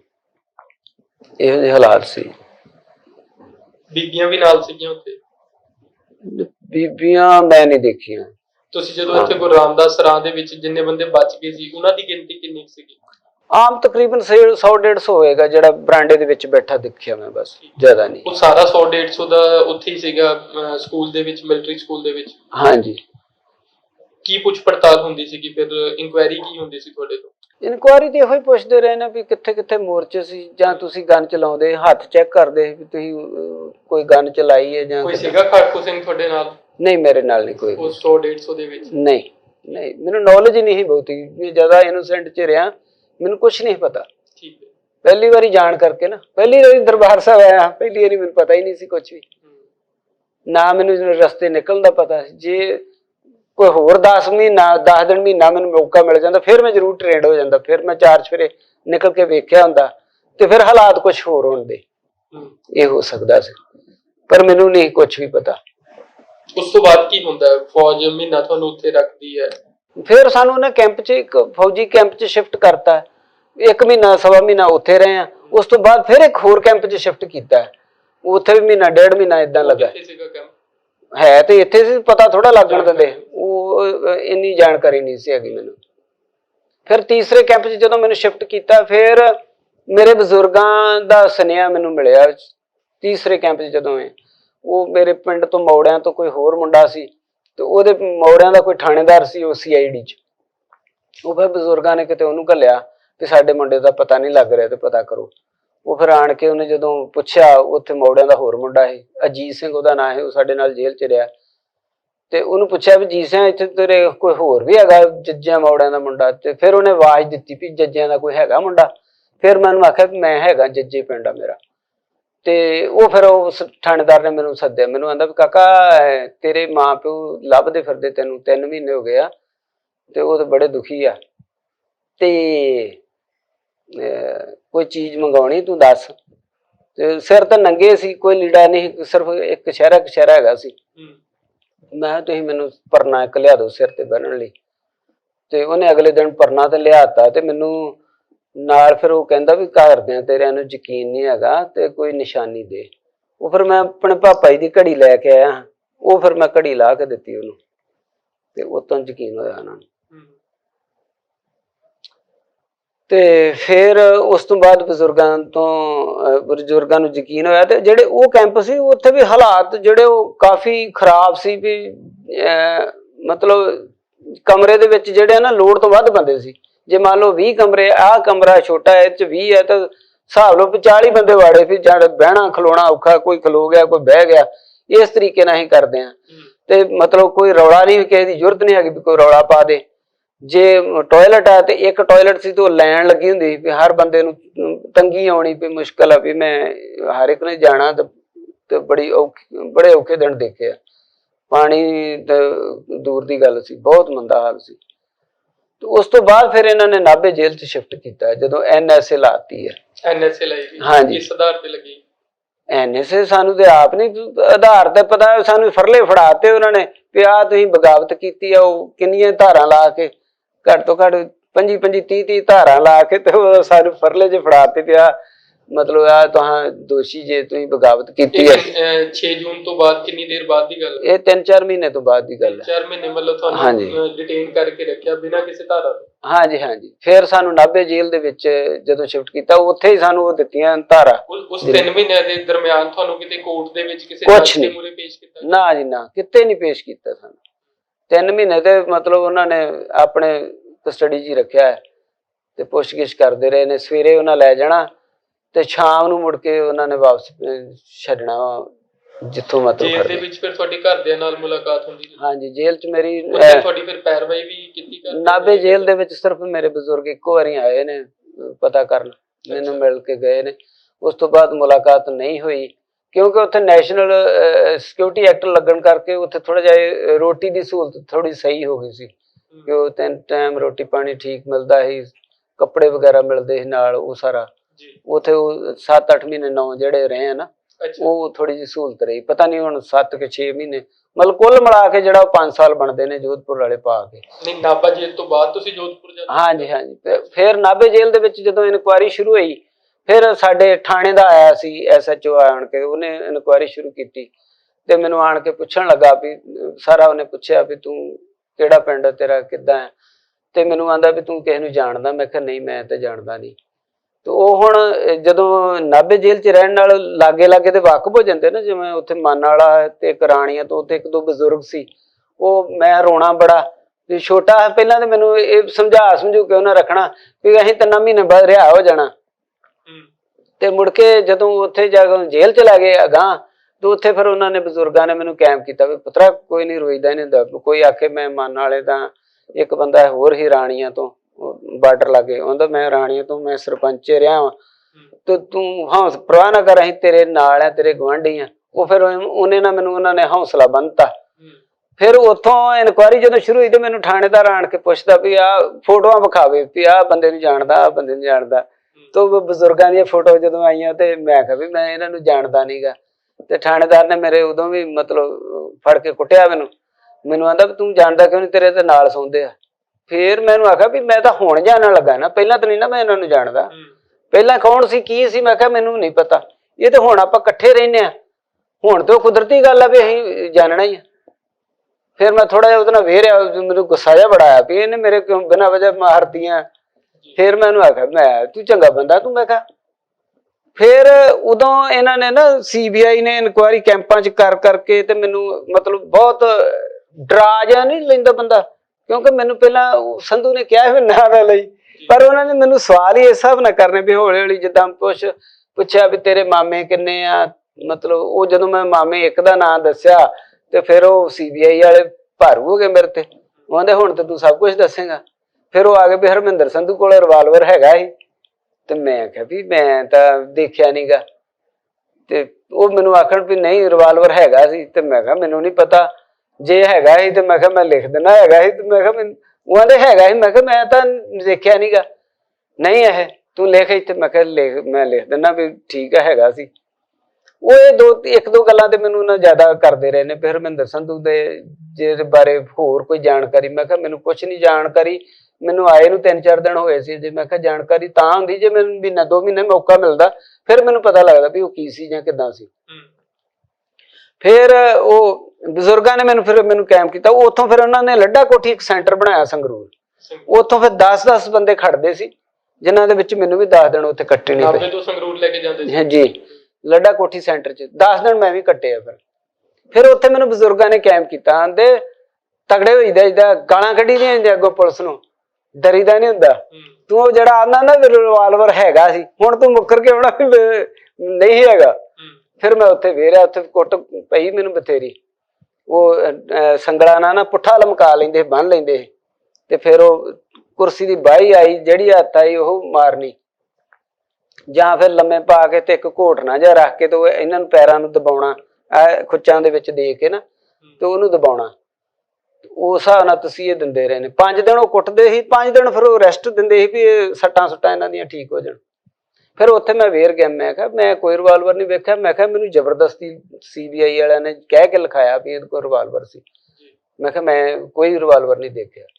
ਫਿਰ ਉੱਥੇ ਮੈਂ ਵੇਰਿਆ, ਤੇ ਫਿਰ ਉੱਥੇ ਅਖੀਰ ਤੇ ਉਹਨਾਂ ਨੇ ਮੁੜ ਕੇ ਕਿਹਾ, ਇਹ ਉਦੋਂ ਰਟੌਲਾਂ ਦਾ ਕੋਈ ਥਾਣੇਦਾਰ ਸੀ, ਉਦੋਂ ਮੇਰੀ ਇਨਕੁਆਇਰੀ ਕਰ ਰਿਹਾ। ਮੈਨੂੰ ਉਹਨੇ ਕਿਹਾ ਕਾਕਾ ਅੱਜ ਮੈਂ ਲਿਖ ਦਿੰਦਾ ਵੀ ਤੂੰ ਇਨੋਸੈਂਟ ਹੈ, ਪਰ ਉਹਨੇ ਕੱਲ ਨੂੰ ਫਿਰ ਕੋਈ ਚਪੇੜੇ ਬਾਰੇ ਤੂੰ ਆਖਿਰ ਨਹੀਂ ਮੈਨੂੰ ਪਤਾ ਆ ਪਤਾ। ਮੈਂ ਕਿਹਾ ਜਦੋਂ ਪਤਾ ਹੀ ਨਹੀਂ, ਮੈਂ ਕਿਹਾ ਧੱਕੇ ਨਾ ਮੈਨੂੰ ਲਿਖਾਈ ਜਾਂਦੇ ਸੰਧੂ ਕੋਈ ਰਿਵਾਲਵਰ ਸੀ। ਅੱਛਾ, ਸੰਗਰੂਰ ਤੁਹਾਨੂੰ ਤਾਂ ਹੀ ਲਿਜਾਇਆ ਗਿਆ ਕਿਉਂਕਿ ਤੁਸੀਂ ਲਿਖਤਾ ਸੀਗਾ ਕਿ ਹਰਮਿੰਦਰ ਸੰਧੂ। ਹਾਂ ਨਹੀਂ, ਉਹ ਹਰਮਿੰਦਰ ਸੰਧੂ ਨਾਲ ਰਿਸ਼ਤੇਦਾਰੀ ਹੋਣ ਕਰਕੇ ਫਿਰ ਉਹਨਾਂ ਜ਼ਿਆਦਾ ਮੈਨੂੰ ਟਾਰਗੇਟ ਕੀਤਾ ਨਾ। ਉਦਾਂ ਨਹੀਂ ਮੈਨੂੰ ਕੁਛ ਵੀ ਕਹਿਣਾ, ਉਹਨਾਂ ਉਹਦੇ ਹੋਣ ਕਰਕੇ ਟਾਰਗੇਟ ਜ਼ਿਆਦਾ ਉਹਨੂੰ, ਇਸ ਕਰਕੇ ਮੈਨੂੰ ਉਹਨਾਂ ਕਰਨਾ ਸ਼ੁਰੂ ਕੀਤਾ ਵੀ ਤੂੰ ਹੁਣ ਸਭ ਕੁਝ ਦੱਸੇਗਾ। ਉਹਦੇ ਕਰਕੇ ਫਿਰ ਮੁੜ ਕੇ ਫਿਰ ਉਦੋਂ ਹੀ ਇੰਦਰਾ ਗਾਂਧੀ ਮਰ ਜਾਂਦੀ 31 ਅਕਤੂਬਰ ਨੂੰ। ਉਸ ਤੋਂ ਬਾਅਦ ਫਿਰ ਨਹੀਂ ਸਾਨੂੰ 5 ਦਿਨ ਹੱਥ ਲਾਇਆ। ਫਿਰ ਉਹਨਾਂ ਨਾਭੇ ਜੇਲ੍ਹ 'ਚ ਵਾਪਸ ਲੈ ਆਂਦਾ। ਫਿਰ ਉਸ ਤੋਂ ਬਾਅਦ ਫਿਰ ਸਾਨੂੰ ਜੋਧਪੁਰ ਜੇਲ੍ਹ 'ਚ ਖੜਿਆ ਸਾਰਿਆਂ ਨੂੰ। ਹਾਂਜੀ, ਸਾਰਿਆਂ ਨੂੰ ਖੜਿਆ। ਕਿੰਨੇ ਸਿੰਘ ਸੀਗੇ ਉੱਥੇ ਉਦੋਂ? ਤਕਰੀਬਨ ਆਪਣੇ 360-65 ਹੀ ਸੀ, ਇੰਨੇ ਕੀ। ਹਰਮਿੰਦਰ ਸੰਧੂ ਜੋਧਪੁਰ ਜੇਲ੍ਹ ਦੇ ਵਿੱਚ ਹੁੰਦੇ ਨੇ, ਤੁਹਾਡੀ ਮੁਲਾਕਾਤ ਹੁੰਦੀ ਹੈ ਫਿਰ ਉੱਥੇ? ਜਦੋਂ ਮੈਂ ਜੋਧਪੁਰ ਜੇਲ੍ਹ 'ਚ ਆਇਆ ਉੱਥੇ ਫਿਰ ਮਿਲਿਆ, ਮੈਨੂੰ ਜਾਂਦੇ ਮਿਲੇ। ਉਹਨਾਂ ਨੇ ਮੈਨੂੰ ਲੱਭਿਆ ਫਿਰ ਆਣ ਕੇ ਆਉਂਦੇ ਹੀ ਫਿਰ ਮਿਲੇ। ਜੇਲ੍ਹ ਦੇ ਵਿੱਚ ਹੋਰ ਕੌਣ ਸੀਗਾ ਤੁਹਾਡੇ ਤੋਂ ਪਹਿਲਾਂ? ਕਿਹੜੇ ਲੀਡਰ ਸੀਗੇ ਉੱਥੇ ਜੋਧਪੁਰ ਜੇਲ੍ਹ 'ਚ? ਸਾਰੇ ਆਪਣੇ ਹਰਮਿੰਦਰ ਸੰਧੂ ਦੇ ਨਾਲ ਜਿਹੜੇ ਮਹਿਤਾ ਸਾਹਿਬ, ਚਾਵਲਾ ਸਾਹਿਬ, ਵਿਰਸਾ ਸਿੰਘ ਵਲਟੋਆ, ਸਾਰੇ ਸੀ। ਭਾਈ ਮਨਜੀਤ ਸਿੰਘ, ਹਰਮਿੰਦਰ ਗਿੱਲ, ਖੋਜਕੀਪੁਰ ਹੈ, ਇਸ ਤਰ੍ਹਾਂ ਕਰਕੇ ਕਾਫੀ ਬੰਦੇ ਸੀ ਜਿਹੜੇ ਸੀਨੀਅਰ, ਜਿਹੜੇ ਬੰਦੇ ਅਜਮੇਰ ਜੇਲ੍ਹ 'ਚ ਖੜੇ ਸੀ ਨਾ। ਤੇ ਮੁੜ ਕੇ ਜਦੋਂ ਜੋਧਪੁਰ ਲਿਆਂਦੇ ਫਿਰ ਅਜਮੇਰ ਵਾਲਿਆਂ ਨੂੰ ਵੀ ਇੱਥੇ ਲਿਆਂਦਾ, ਸਾਰੇ ਇਕੱਠੇ ਕਰਤੇ ਇਹਨਾਂ ਨੇ। ਇਹ ਸਾਰੇ ਅਲੱਗ ਸੀਗੇ ਅਜਮੇਰ ਜੇਲ੍ਹ? ਹਾਂਜੀ, ਇਹ ਅਜਮੇਰ ਜੇਲ੍ਹ 'ਚ ਪਹਿਲਾਂ ਵੱਖਰੇ ਲੈ ਗਏ ਨਾ। ਇਹ ਉੱਥੋਂ ਜਦੋਂ ਸਕੂਲ ਦੇ ਵਿੱਚ ਪਹਿਲੇ ਦਿਨ ਇਹਨਾਂ ਨੇ ਖੜਿਆ ਸਨ ਨਾ ਫੜ ਕੇ ਇੱਥੋਂ ਦਰਬਾਰ ਸਾਹਿਬ ਤੋਂ, ਉਦੋਂ ਹੀ ਉਹ ਆਂਦੇ ਦੱਸਦੇ ਵੀ ਉਦੋਂ ਚੁੱਕ ਕੇ ਲੈ ਗਏ ਸੀ ਇਹਨਾਂ ਨੂੰ। ਜਿਹੜੇ ਸੀਨੀਅਰ ਲੀਡਰ ਸਾਰਿਆਂ ਨੂੰ ਅਜਮੇਰ ਜੇਲ੍ਹ 'ਚ ਲੈ ਗਏ ਸੀ ਤਕਰੀਬਨ। ਇਹ ਉੱਥੇ ਰਹੇ ਨੇ। ਜੋਧਪੁਰ ਜੇਲ੍ਹ ਦੇ ਵਿੱਚ ਕੀ ਵਰਤਾਰਾ ਕੁਝ ਵੱਖਰਾ ਸੀਗਾ ਨਾਭਾ ਜੇਲ੍ਹ ਨਾਲੋਂ, ਜਾਂ 3 ਮਹੀਨੇ ਜਿਹੜਾ ਫੌਜ ਦੇ ਵਿੱਚ ਤੁਹਾਨੂੰ ਇੱਥੇ ਰਹਿਣਾ ਪਿਆ ਡਿਟੇਨ ਹੋ ਕੇ, ਉਹਦੇ ਨਾਲੋਂ ਕੁਝ ਵੱਖਰਾ ਸੀਗਾ? ਹਾਂ, ਜੋਧਪੁਰ ਜੇਲ੍ਹ ਜਿਹੜੀ ਹੈ ਨਾ, ਉਹ ਵੈਸੇ ਤੇ ਉੱਥੋਂ ਦੇ ਲੋਕਾਂ ਦਾ, ਲੋਕ ਤੇ ਹੈਗੇ ਹੀ ਏਡੇ ਵੀ ਮਤਲਬ ਜ਼ਾਲਮ ਨਹੀਂ ਕਹਿ ਸਕਦੇ ਆਪਾਂ ਉਹਨਾਂ ਨੂੰ, ਠੀਕ ਸੀ। ਮਤਲਬ ਉੱਥੋਂ ਦੀ ਜਿਹੜੀ ਫੋਰਸ ਵੀ ਆ ਉਹ ਇੰਨੀ ਸਖਤ ਨਹੀਂ ਸੀ ਹੈਗੀ ਜਦੋਂ ਅਸੀਂ ਗਏ ਆ। ਪਰ ਹੌਲੀ ਹੌਲੀ ਜਦੋਂ ਸਾਡੇ ਬੰਦਿਆਂ ਦਾ ਥੋੜਾ ਜਿਹਾ ਇਹੋ ਜਿਹੀਆਂ ਹੋ ਗਈਆਂ ਵੀ ਜਿਵੇਂ ਝਗੜਾ ਕਰਨ ਲੱਗ ਪਏ, ਉਹਦੇ ਕਰਕੇ ਫਿਰ ਉਹ ਥੋੜੇ ਸਖਤ ਹੋ ਗਏ ਇਸ ਚੀਜ਼ ਤੋਂ। ਨਾਭਾ ਜੇਲ੍ਹ ਦੇ ਵਿੱਚ ਤੁਹਾਡੇ NSA ਲਾ ਕੇ ਭੇਜਿਆ ਜਾਂਦਾ ਹੈ, ਉਸ ਤੋਂ ਬਾਅਦ ਤੁਸੀਂ ਜੋਧਪੁਰ ਜੇਲ੍ਹ ਚਲੇ ਜਾਂਦੇ ਹੋ। ਤੁਹਾਡੀ ਪੈਰਵਾਈ ਕੋਈ ਕਰ ਰਿਹਾ ਸੀਗਾ? ਕਿਉਂਕਿ ਪਰਿਵਾਰ ਹੈ ਜਿਹੜਾ, ਤੁਸੀਂ ਕਹਿੰਦੇ ਹੋ ਵੀ ਇੱਕ ਵਾਰ ਤੁਹਾਨੂੰ ਨਾਭਾ ਜੇਲ੍ਹ ਮਿਲਣ ਆਉਂਦੇ ਨੇ, ਪੈਰਵਾਈ ਤੁਹਾਡੀ ਵਕਾਲਤ ਦੇ ਤੌਰ ਤੇ, ਵਕੀਲ ਦੇ ਤੌਰ ਤੇ, ਜਾਂ ਕੋਰਟ ਦੇ ਵਿੱਚ ਕੌਣ ਕਰ ਰਿਹਾ ਸੀ? ਨਹੀਂ, ਚਲੋ ਨਾਭਾ ਜੇਲ੍ਹ ਤੱਕ ਤੇ ਸਾਨੂੰ ਇੰਨਾ ਪੂਰਾ ਨੌਲੇਜ ਨਹੀਂ ਹੈ। ਜਿਉਂ-ਜਿਉਂ ਜੋਧਪੁਰ ਜੇਲ੍ਹ 'ਚ ਗਏ ਫਿਰ ਸਾਨੂੰ ਪਤਾ ਲੱਗਾ ਵੀ ਸ਼੍ਰੋਮਣੀ ਕਮੇਟੀ ਜਿਹੜੀ ਆ ਉਹ ਤੁਹਾਡੀ ਪੈਰਵਾਈ ਕਰ ਰਹੀ ਆ। ਸ਼੍ਰੋਮਣੀ ਕਮੇਟੀ ਨੇ ਹੀ ਬੱਸਾਂ ਦਿੱਤੀਆਂ ਨੇ ਤੇ ਉਹ ਬੱਸਾਂ ਦੇ ਜ਼ਰੀਏ ਜਿਹੜੇ ਆ ਉਹ ਮੁਲਾਕਾਤਾਂ ਹੋ ਰਹੀਆਂ ਸੀ। ਉੱਥੇ ਫਿਰ ਮੇਰੀ ਮੁਲਾਕਾਤ ਜਿਹੜੀ ਉਹ 2 ਮਹੀਨੇ ਬਾਅਦ ਹੁੰਦੀ ਰਹੀ ਹੈ। ਸ਼੍ਰੋਮਣੀ ਕਮੇਟੀ ਨੂੰ ਤੁਸੀਂ ਲਿਖ ਕੇ ਦਿੱਤਾ ਸੀਗਾ ਆਪਣੀ ਪੈਰਵਾਈ ਕਰਨ ਲਈ, ਪਰਿਵਾਰ ਨੂੰ ਮਿਲਣ ਲਈ, ਜਾਂ ਕਿਸੇ ਹੋਰ ਨੇ ਲਿਖ ਕੇ ਦਿੱਤਾ ਸੀ? ਨਹੀਂ, ਇਹ ਤੇ ਵੇਖੋ ਜਿਹੜੇ ਆਪਣੇ ਸੀਨੀਅਰ ਬੰਦੇ ਆ ਉਹਨਾਂ ਤੋਂ ਹੀ ਹੋ ਸਕਦਾ ਵੀ ਉਹਨਾਂ ਹੀ ਗਾਂ ਕੋਈ ਕਹਿ ਕੁਆ ਕੇ ਕੁਝ ਕੀਤਾ ਹੋਵੇ। ਮੈਨੂੰ ਇਹਦੇ ਬਾਰੇ ਨਹੀਂ ਨੌਲੇਜ ਹੈਗੀ। ਇੰਨਾ ਪਤਾ ਹੈ ਵੀ ਸ਼੍ਰੋਮਣੀ ਕਮੇਟੀ ਰਾਹੀਂ ਬੱਸਾਂ ਆਉਂਦੀਆਂ ਸੀ ਜਿਹਦੇ ਰਾਹੀਂ ਸਾਡੇ ਪਰਿਵਾਰ ਜਿਹੜੇ ਉਹ ਮੁਲਾਕਾਤ ਲਈ ਪਹੁੰਚਦੇ ਸੀ। ਇਹ ਵੀ ਬਹੁਤ ਵੱਡੀ ਸਹੂਲਤ ਹੈ। ਨਹੀਂ ਤੇ ਮੈਂ ਇਹ ਸਮਝਦਾ ਵੀ ਜੇ ਸ਼੍ਰੋਮਣੀ ਕਮੇਟੀ ਨਾ ਹੁੰਦੀ ਤੇ ਸਾਡੀਆਂ ਜਿਹੜੀਆਂ ਹੱਡੀਆਂ ਕੁੱਜਾਂ 'ਚ ਬੰਦ ਹੋ ਕੇ ਆਉਂਦੀਆਂ, ਕਿਉਂਕਿ ਹਾਲਾਤ ਇਹੋ ਜਿਹੇ ਸੀ। ਉੱਥੇ ਖਾਣਾ ਪੀਣਾ ਬਹੁਤ ਮਾੜਾ ਸੀ। ਉੱਥੇ ਜੇ ਹੁਣ ਸਵੇਰ ਦੀ ਰੋਟੀ ਵੇਖੀਏ ਤਾਂ ਜੇ ਦਾਲ ਨਾ ਮਿਲਦੀ ਸੀ ਤਾਂ ਦਾਲ ਦੇ ਵਿੱਚ ਵੀ ਮਤਲਬ ਰੋੜ ਆਉਂਦੇ ਸੀ, ਕਿਰਕ ਆਉਂਦੀ ਸੀ, ਕੋਈ ਇਹੋ ਜਿਹੀ ਚੀਜ਼ਾਂ ਜਿਹੜੀਆਂ ਆਉਂਦੀਆਂ। ਤੇ ਜੇ ਸ਼ਾਮ ਦੀ ਕੋਈ ਸਬਜ਼ੀ ਹੈ ਤਾਂ ਉਹ ਸਭ ਤੋਂ ਘਟੀਆ ਸਬਜ਼ੀ ਜਿਹੜੀ ਉਹਨਾਂ ਵੇਖ ਕੇ ਮਤਲਬ ਜਿਹੜਾ ਨਹੀਂ ਕੋਈ ਚੁੱਕਦਾ ਉਹ ਲਿਆਉਂਦੇ ਹੁੰਦੇ ਸੀ ਤੇ ਉਹ ਤੇ ਖਾਧੀ ਨਹੀਂ ਜਾਂਦੀ। ਜੇ ਬਤਾਊ ਲੈ ਆਉਂਦੇ ਤਾਂ ਉੱਤੇ ਸੁੰਡੇ ਤਰਦੇ ਹੋਣੇ। ਜੇ ਕੋਈ ਹੋਰ ਚੀਜ਼ ਹੈ, ਘਾਹ ਜਿਹਾ, ਉਹ ਸਾਗ ਉਹਨੂੰ ਕਹਿਣਾ ਉਹ ਹੈ ਤੇ ਘਾਹ ਜਿਹਾ ਹੁੰਦਾ ਸੀ, ਕੀ ਕੁਝ ਨਹੀਂ ਸਮਝ ਆਉਂਦਾ। ਜਿਹੜੀ ਸ਼ਾਮ ਦੀ ਸਬਜ਼ੀ ਉਹ ਬਹੁਤ ਘਟੀਆ ਹੁੰਦੀ ਸੀ। ਤੇ ਜੇ ਪਾਣੀ ਆ ਤੇ ਪਾਣੀ ਉੱਥੇ ਸਾਨੂੰ 20 ਲੀਟਰ ਦੇ ਹਿਸਾਬ ਨਾਲ ਮਿਲਦਾ ਸੀ ਇੱਕ ਬੰਦੇ ਨੂੰ। ਤੇ 20 ਲੀਟਰ ਦੇ ਵਿੱਚ ਨਹਾਉਣਾ ਵੀ ਆ, ਕੋਈ ਕੱਪੜਾ ਵੀ ਧੋਣਾ ਆ, ਸਿਰ ਵੀ ਨਹਾਉਣਾ, ਪਿੰਡੇ ਵੀ ਨਹਾਉਣਾ, ਪੀਣਾ ਵੀ ਆ ਉਹਦੇ ਚ। ਉਹ ਫਿਰ ਵੱਖੋ ਵੱਖ ਜਿੱਦਾਂ ਘੜੇ ਲੱਗੇ ਹੁੰਦੇ, ਘੜਿਆ ਆਪਣਾ ਇੱਕ ਭਰ ਲਿਆ ਤੇ ਉਹਦੇ ਹਿਸਾਬ ਨਾਲ ਕੋਈ ਬੰਦਾ ਸਿਰ ਇਸ਼ਨਾਨ ਸਵੇਰੇ ਬਾਣੀ ਪੜ੍ਹਨ ਵਾਲਾ ਉੱਠ ਕੇ ਇਸ਼ਨਾਨ ਕਰ ਲੈਂਦਾ ਹੈ। 5 ਲੀਟਰ ਨਾਲ ਹੀ ਨਹਾਉਂਦੇ ਹਾਂ ਤੇ ਜਿਹਦੇ ਨਾਲ 1 ਲੀਟਰ ਨਾਲ ਹੀ ਸਾਰੇ ਸਰੀਰ ਨੂੰ ਗਿੱਲਾ ਕਰ ਲੈਣਾ, ਮੁੜ ਕੇ ਉਹਨੂੰ ਸਾਬਣ ਲਾਉਣਾ ਸਾਰੇ ਨੂੰ, ਫਿਰ ਉਹ 2-3 ਲੀਟਰ ਨਾਲ ਹੌਲੀ ਹੌਲੀ 2-2 ਘੁੱਟਾਂ ਕਰਕੇ ਉਹਨੂੰ ਲਾਉਣਾ। ਤੇ ਮਤਲਬ ਇਸ ਹਿਸਾਬ ਨਾਲ ਹੀ ਬੱਚਤ ਵੀ ਕਰਨੀ। ਉਹ ਆਦੀ ਹੋ ਗਏ ਨਾ ਉਸ ਹਿਸਾਬ ਨਾਲ। ਫਿਰ ਜੇਲ੍ਹ ਦੇ ਵਿੱਚ ਫਿਰ ਮੈਂ ਪਹਿਲਾਂ ਤਾਂ ਇੱਥੇ ਨਾਭੇ ਜੇਲ੍ਹ 'ਚ ਤੇ ਥੋੜ੍ਹੀ ਜਿਹੀ ਆਦਤ ਪੈ ਗਈ ਪੁੱਠੀ ਵੀ ਮੈਨੂੰ ਤਾਸ਼ ਖੇਡਣ ਦੀ ਪੈ ਗਈ। ਉਹ ਫਿਰ ਜਦੋਂ ਮੈਂ ਜੋਧਪੁਰ ਜੇਲ੍ਹ 'ਚ ਗਿਆ ਤੇ ਹਰਮਿੰਦਰ ਸੰਧੂ ਨੇ ਮੈਨੂੰ ਸੱਦ ਲਿਆ ਵੀ ਕਾਕਾ ਗੁਰਮੀਤ ਮੇਰੇ ਕੋਲ ਬਿਸਤਰਾ ਚੁੱਕ ਕੇ ਇੱਥੇ ਲੈ ਆ ਮੇਰੇ ਕੋਲ। ਫਿਰ ਮੈਂ ਉਹਨਾਂ ਕੋਲ ਚਲ ਗਿਆ ਤੇ ਮੈਂ ਜਾਂਦਿਆਂ ਜਦੋਂ ਤਾਸ਼ ਖੇਡਣਾ ਮੈਨੂੰ ਫਿਰ ਉਹਨੇ ਸੱਦ ਲਿਆ। ਆਂਦਾ ਤੂੰ ਤਾਸ਼ ਖੇਡਣੀ ਆ ਤੇ ਚੁੱਕ ਬਿਸਤਰਾ ਭੱਜ ਜਾ ਮੈਥੋਂ। ਮੈਂ ਕਿਹਾ ਨਹੀਂ, ਮੈਂ ਤਾਸ਼ ਛੱਡ ਦਿੰਦਾ। ਫਿਰ ਉਦੋਂ ਫਿਰ ਮੈਨੂੰ ਉਹਨੇ ਆਖਿਆ ਕੁਝ ਸਿੱਖ ਲਾ ਜੇਲ੍ਹ ਦੇ ਵਿੱਚ। ਤਾਂ ਇੱਥੇ ਆਪਾਂ ਕੁਝ ਸਿੱਖਣਾ ਤੇ ਕੋਈ ਗਾਂਹ ਵਾਸਤੇ ਸੋਚਣਾ ਹੈ। ਜੋਧਪੁਰ ਜੇਲ੍ਹ 'ਚ ਕਿੰਨੇ ਸਮਾਂ ਰਹੇ ਤੁਸੀਂ? ਮੈਂ ਤਕਰੀਬਨ 4 ਸਾਲ 1 ਮਹੀਨਾ ਉੱਥੇ ਜੋਧਪੁਰ ਜੇਲ੍ਹ 'ਚ ਰਿਹਾ। 4 ਸਾਲ 1 ਮਹੀਨਾ। ਤੇ ਹਰਮਿੰਦਰ ਸੰਧੂ ਦੇ ਬੈਰਕ ਦੇ ਵਿੱਚ ਕਿੰਨੀ ਦੇਰ ਰਹੇ? ਉਹਨਾਂ ਕੋਲ ਮੈਂ ਥੋੜਾ ਸਮਾਂ ਹੀ ਰਿਹਾ ਵਾਂ। ਮੁੜ ਕੇ ਇਹਨਾਂ ਨੇ ਲੀਡਰ ਉਹ ਵੱਖਰੇ ਕਰਤੇ ਸੀ ਜਿਹੜੇ ਜੋਧਪੁਰ ਜੇਲ੍ਹ ਵਾਲਿਆਂ ਨੇ ਨਾ, ਉਹਨਾਂ ਨੇ ਮੁੜ ਕੇ ਲੀਡਰ ਜਿਹੜੇ ਆ ਨਾ ਉਹ ਵੱਖਰੇ ਕਰਤੇ ਤੇ ਸਾਨੂੰ ਫਿਰ ਵੱਖਰਾ ਕਰ ਦਿੱਤਾ ਸੀ। ਮੈਨੂੰ ਕਿੰਨੀ ਕੁ ਦੇਰ ਫੇਰ ਵੀ ਰਹੇ? ਮੇਰਾ ਖਿਆਲ ਕੋਈ 2-4 ਮਹੀਨੇ ਬਾਅਦ ਚੇਂਜ ਕਰਤਾ ਸੀ। ਤੁਸੀਂ ਫਿਰ ਉਦੋਂ ਇੱਕ ਭਰਾ ਵਜੋਂ ਹਰਮਿੰਦਰ ਸੰਧੂ ਨੂੰ ਦੇਖ ਰਹੇ ਸੀ ਜਾਂ ਇੱਕ ਯੋਧੇ ਵਜੋਂ ਹਰਮਿੰਦਰ ਸੰਧੂ ਨੂੰ ਦੇਖ ਰਹੇ ਸੀ? ਨਹੀਂ, ਯੋਧੇ ਵਜੋਂ ਮੈਂ ਬਾਅਦ ਚ ਫਿਰ ਮੈਨੂੰ ਹੌਲੀ ਹੌਲੀ ਜਦੋਂ ਉਹਨਾਂ ਨੇ ਮੈਨੂੰ ਗਾਈਡ ਕਰਨਾ ਸ਼ੁਰੂ ਕੀਤਾ ਨਾ ਵੀ ਗੁਰਮੀਤ ਏਦਾਂ ਨਹੀਂ ਏਦਾਂ ਚੱਲਣਾ, ਏਦਾਂ ਨਹੀਂ ਏਦਾਂ ਚੱਲਣਾ, ਫਿਰ ਮੈਨੂੰ ਪਤਾ ਲੱਗਣਾ ਸ਼ੁਰੂ ਹੋਇਆ ਵੀ ਯਾਰ ਇਹ ਤਾਂ ਬੜੀ ਤਗੜੀ ਚੀਜ਼ ਆ। ਹਰਮਿੰਦਰ ਬਹੁਤ ਵੱਡੀ ਗੱਲ ਹੈ। ਮੈਨੂੰ ਆਮ ਨਹੀਂ, ਪਹਿਲਾਂ ਨਹੀਂ ਨਾ ਪਤਾ। ਜਿਉਂ ਮੈਨੂੰ ਉਹਦੀਆਂ ਗੱਲਾਂ ਸੁਣਨੀਆਂ ਜਾਂ ਬੰਦਿਆਂ 'ਚ ਬੈਠਿਆ ਜਿੰਨੇ ਆਪਣੇ ਜਿੰਨੇ ਆ ਮਹਿਤਾ ਸਾਹਿਬ, ਚਾਵਲਾ ਸਾਹਿਬ, ਵਲਟੋਆ, ਜਿੰਨੇ ਵੀ ਆ, ਹਰਮਿੰਦਰ ਗਿੱਲ, ਵੀ ਜਿੰਨੇ ਵੀ ਆਪਣੇ ਲੀਡਰ ਸੀ ਨਾ ਸਾਰੇ ਹਰਮਿੰਦਰ ਸੰਧੂ ਦੀ ਛਤਰ ਛਾਇਆ ਹੇਠ ਚੱਲਣ ਵਾਲੇ ਬੰਦੇ ਸੀ। ਕਿਸੇ ਨੂੰ ਮੈਂ ਉਹਨਾਂ ਦਿਨਾਂ 'ਚ ਇਹ ਨਹੀਂ ਵੇਖਿਆ ਵੀ ਕੋਈ ਸੰਧੂ ਦਾ ਦਿਮਾਗ ਤੇਜ਼ ਵਾਲਾ ਕੋਈ ਹੋਵੇ ਬੰਦਾ। ਮੈਨੂੰ ਨਹੀਂ ਕੋਈ ਬੰਦਾ ਦਿਸਦਾ।